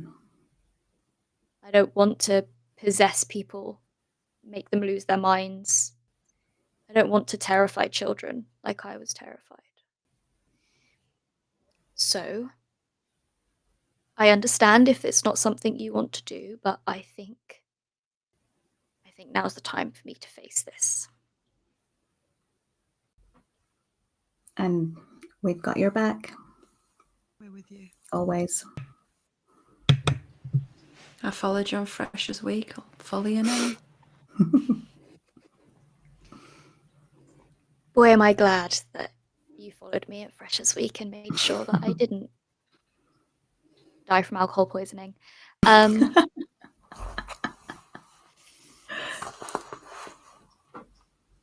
I don't think I could do this without you guys. You don't have to. No, we wouldn't want you to try. Okay, so we leave while Butler's feeling kind. Yeah. We put new tires on the van. And we head to my grandparents, I suppose. Maybe we go and get a hotel for the night. And I think we should, a nice one. We've got that money from Eddie's EMFs that we can use for a night. Maybe a little like massage treatment just to, loosen up the knots, get us ready. I think we deserve it, to be honest. We never got paid. I was going to say, is Butler still there? Is it in the bag that Samuel was bringing? I didn't never face by cash. He wire transfers. Okay. All right. Well, maybe we did get paid then. I don't know. I don't think it matters right now. Well, I was just thinking we could splash out on the hotel if this is my last hurrah. I want to enjoy myself at the hotel. We've done multiple £10,000 ones in a row. We're good. Yeah, we're fine. This is why I'm in charge of the finances. The objects yet. Yeah, we haven't really spent any money. You haven't really delivered any of the objects yet. You've still got the Plague Doctor mask in the car, and you still have the crucifix on you. We brought the dagger, and the dagger gave us 10k. I think that'll help us splurge out on a nice hotel for the night. Mm-hmm. Do you open the door? Yeah. Yeah. You open the door to find all the lighting equipment in the library has been destroyed. Great. Thanks, Butler, for nothing. Guess that's where the 10K is now going. Oh, And then no, I want a massage. as soon as the door opens, Ruby, you feel a presence near you, and something hit against your hand to try and knock the torch out of it. I need you to roll me a body roll, please. I'll call this finesse. Okay, it's an 8. Finesse would have been a 17. Okay, you manage, you like feel that instinct you have. The screaming's not stopped, by the way, so they're not any help here. But you feel that instinct of someone behind you that shouldn't be, and you manage to dodge out of the way. I'm now going to give you a chance, if you want to roll me a body roll, to see if you can grapple him before he disappears. Yes, please. Yes. If you fail, he will appear in front of someone else, and the attack may be worse. Do it for Yeah, Samuel. I mean, it's instinct. Yeah. Yeah. Okay, 14. And yeah. 18. What we needed. He goes to smash his hand against yours to make you drop the torch, and you manage to grab it. And I'm going to say, with such a good roll, you manage to do it in a way in which you're not shining your torch at him. Nice. Because if any light touches him at this point, he will disappear and you will no longer be grappling him. I've got him. Don't look, don't shine the light. Ellis, bind it now. Find it. Okay. Okay, I'm gonna. Oh no, but do we need the crucifix? That's the thing. Do we need? Just do it. I'm gonna pick Actually, up. this something... is his. The book. Yeah. Yeah, I'm just His gonna like book. pick up the Sumerian book instead, and I'm gonna try and bind him to the Sumerian book. I feel like that crucifix might be in use later. I'm not gonna lie, I thought I was gonna get at least a few torches before this happened, but yeah, let's do it. Roll me I guess it would be a soul roll, right? We're doing binding ritual. Yeah. I'll allow +1 because Ruby's grappling him. Fantastic. Binding. And +1 because you also have help others, so that's a +2. Yeah. Okay, it brings my soul back up to max, which is great. Yes! I rolled a 9 and my soul is a 13. Let's Yay. Go. What a beautifully, very in character, anticlimactic way to end for this dumbass of a villain. You begin the binding ritual. It begins trying to fight out. You see this like silhouette that's like, like the blackest black paint, where you look at it and it just looks like a smear against the wall. It's like that. It's so hard to keep a pin on. But if it wasn't for the fact that Ruby was literally grappling him and you could see the physical form around that is Ruby, you wouldn't be able to see him properly. Ellis, how does the binding ritual look like for this? I think she's like so mad. I think that she was angry anyway when she tried to reach out to speak to him, and like now she's angry, but she's like empowered by all of her friends. And I think she just kind of like opens up the book and kind of like points it at him. And I think that that like black shadow almost becomes thicker like ink, and then it kind of channels into the book like ink into the book, and maybe in a way that shows that this item is bound, is that it's almost like scribbles in the edges next to the writing, next to the text is like handwriting, maybe even Ellis's handwriting, I don't know, but like it's notes in the sides of the book that he's now in there, and she's gonna slam it down on the podium that was meant for the hat, and then close the door on him. He's stuck in his own weird museum. Fuck yeah. As you're closing the door, you all see cuneiform symbols appearing just kind of all across the walls, as bookbound ghosts have like weird abilities to like affect the outside world, but not enough once the door closes. And you close the door, and you do sense that as soon as this has happened, you do sense Rhubarb and your new friend Custard running through the door as soon as the weird Fair symbols enough. start appearing. And you close the door, and for the first time in about an hour, the screaming stops.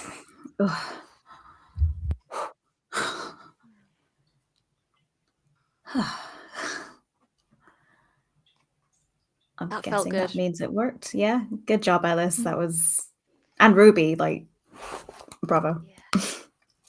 That was so Did you cool get to that on watch as well. camera? Like, Did you get that on yeah, camera? of course. Okay, I mean, want that yeah. out in the world. Yeah, that was like one of the most badass things I've ever seen. Okay. Okay. Well, I don't know about you guys, but I need to do some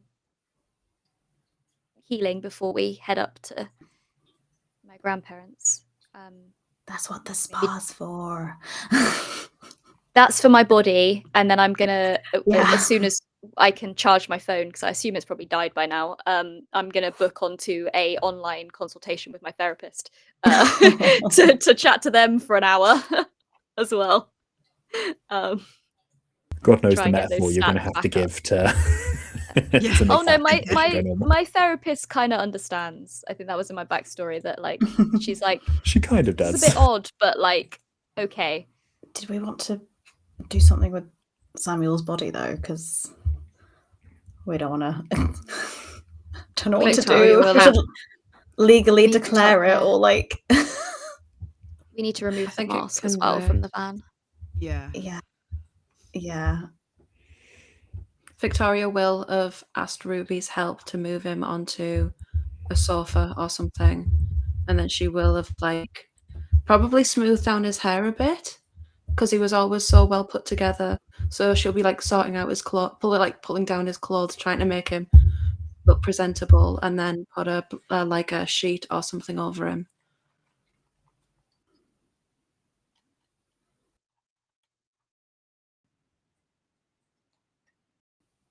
Bless you.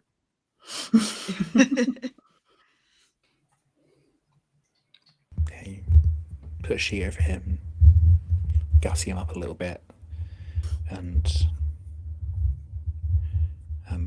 what would you like to do with the mask?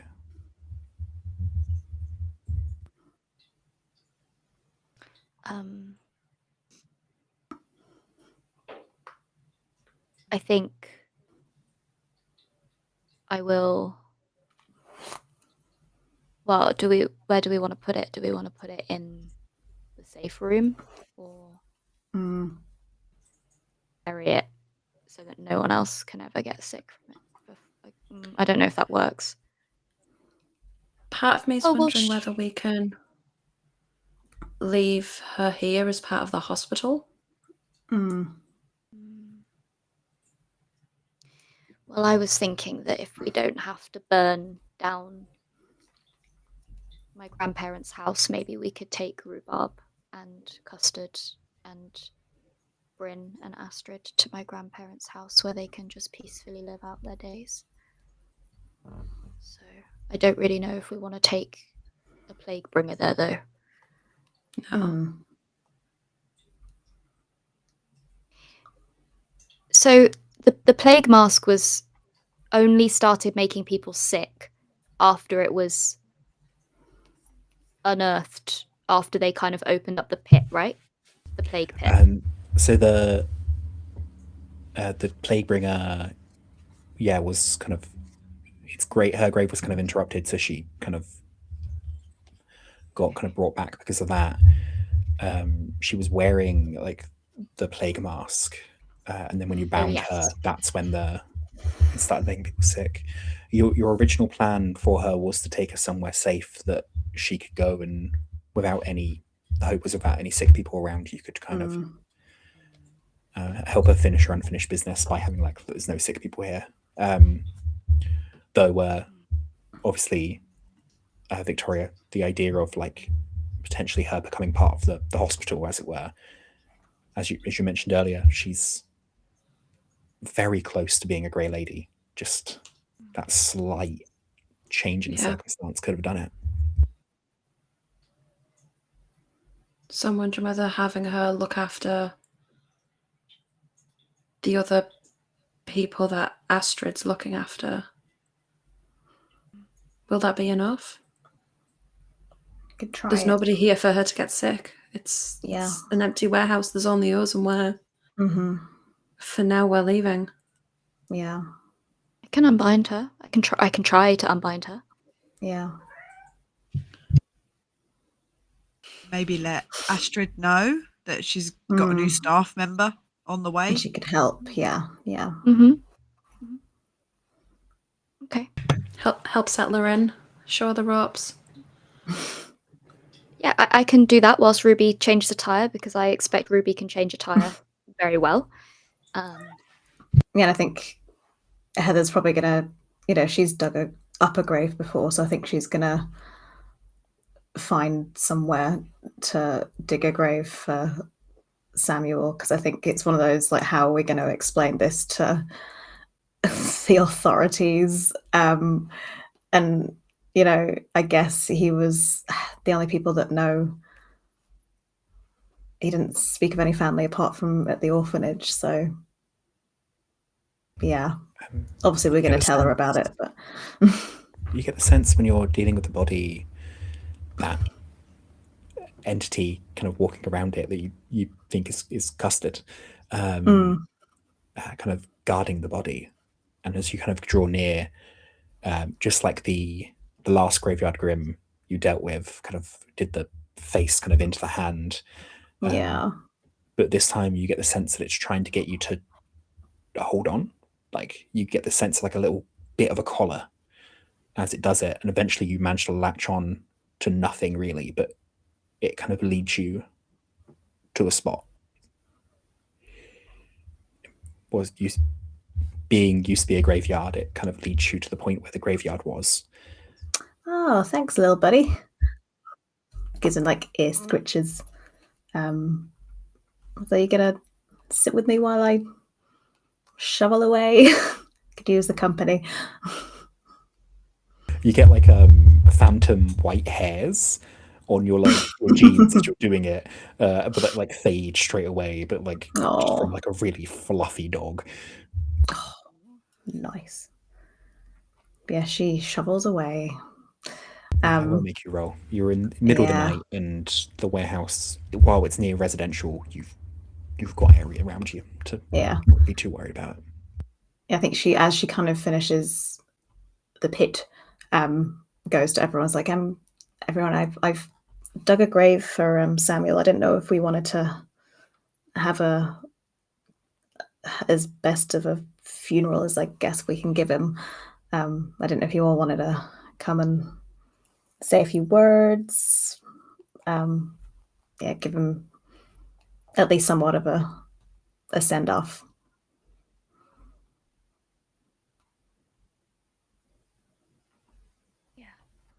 Yeah, that sounds good. Maybe we can bury him with his favorite briefcase. Yeah.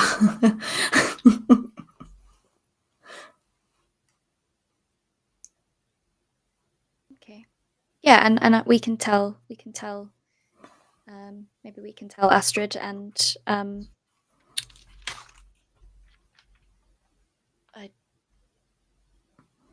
can't remember what the name of the lady was that Ismay. No, like the plague the plague bringer. I don't think we got her name. You never got her name. No. That they need to look after the area for him, so he can rest. Yeah. Need to make sure it's calm so he can rest. As you open up, you get the briefcase. It kind of, when it thudded it down, it opened, and inside is a collection of papers. And you realise that while Victoria, you never asked for anything for it from him, he has kind of written up a little thing about himself for your PhD, in terms of like believing in ghosts and like the effect of his life on it, and kind of how that's led in. He's kind of written this spell without you asking. You could imagine that he probably would have been like, "You probably didn't want this," kind of thing. But like he's written up for you. Wait till you all find out that Victoria was going to ask him to coffee after all of this. Oh no!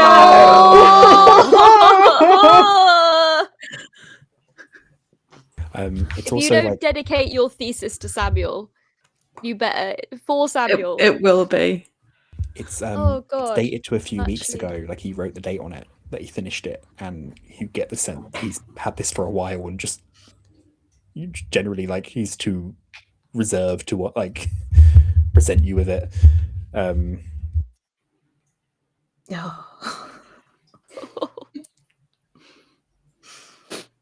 Oh man. For Samuel and the life that could have been. That's what the dedication will be. Oh my god. Oh my gosh. That's mean. That's mean. I'm sorry.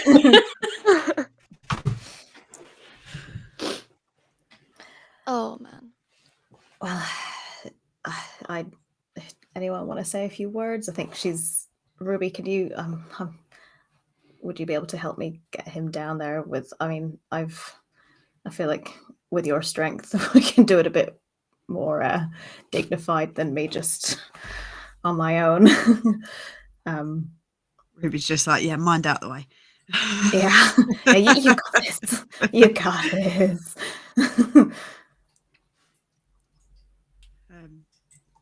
Yeah. Pop him down. Yeah. Neatly.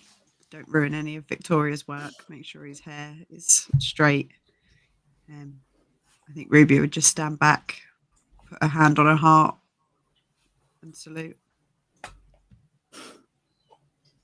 Yeah, I think Heather's just like, thanks Samuel for always being helpful and kind and sweet. Cheers, bud. And kind of just does the scattering of a bit of soil as you do.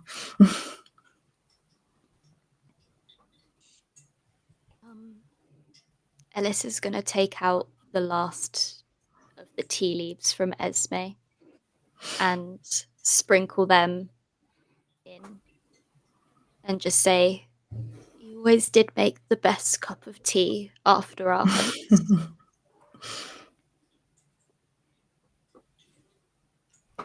And then look at Victoria, knowing that Victoria always had a better way with words than anyone. I think Victoria's going to be quiet for a little bit.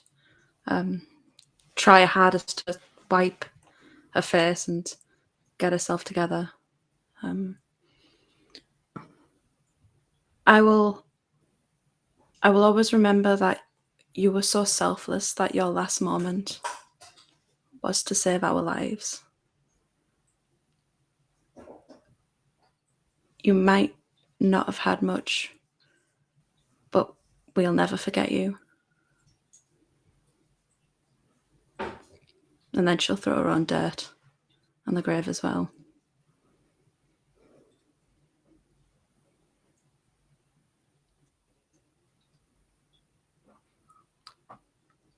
Beautiful.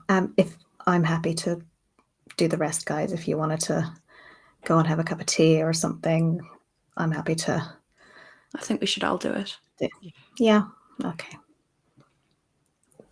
Just starts shoveling back in.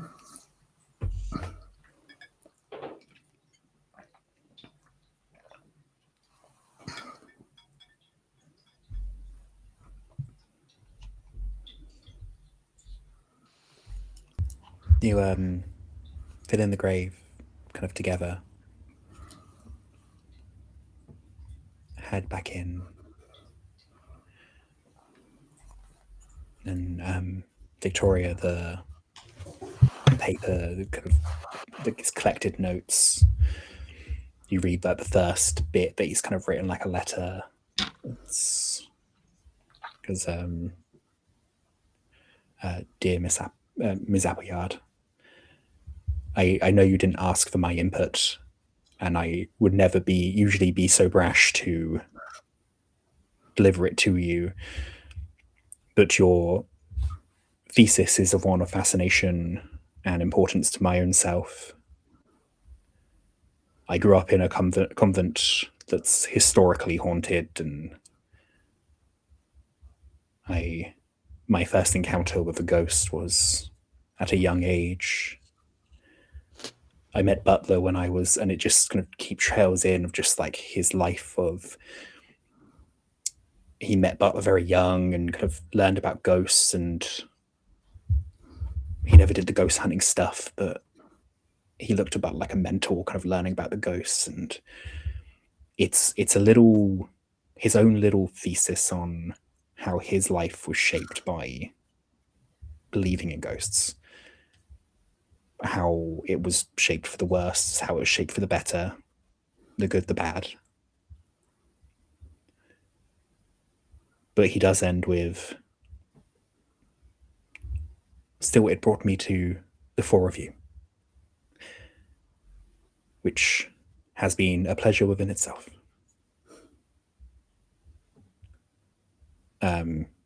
And then there's the bit of standard Samuel awkwardness where he doesn't know how to end it because he started off like a letter.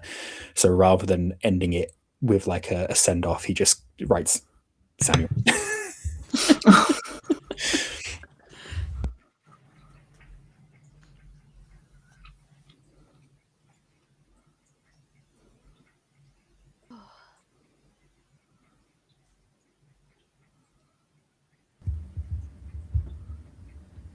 And I think we should probably end it there.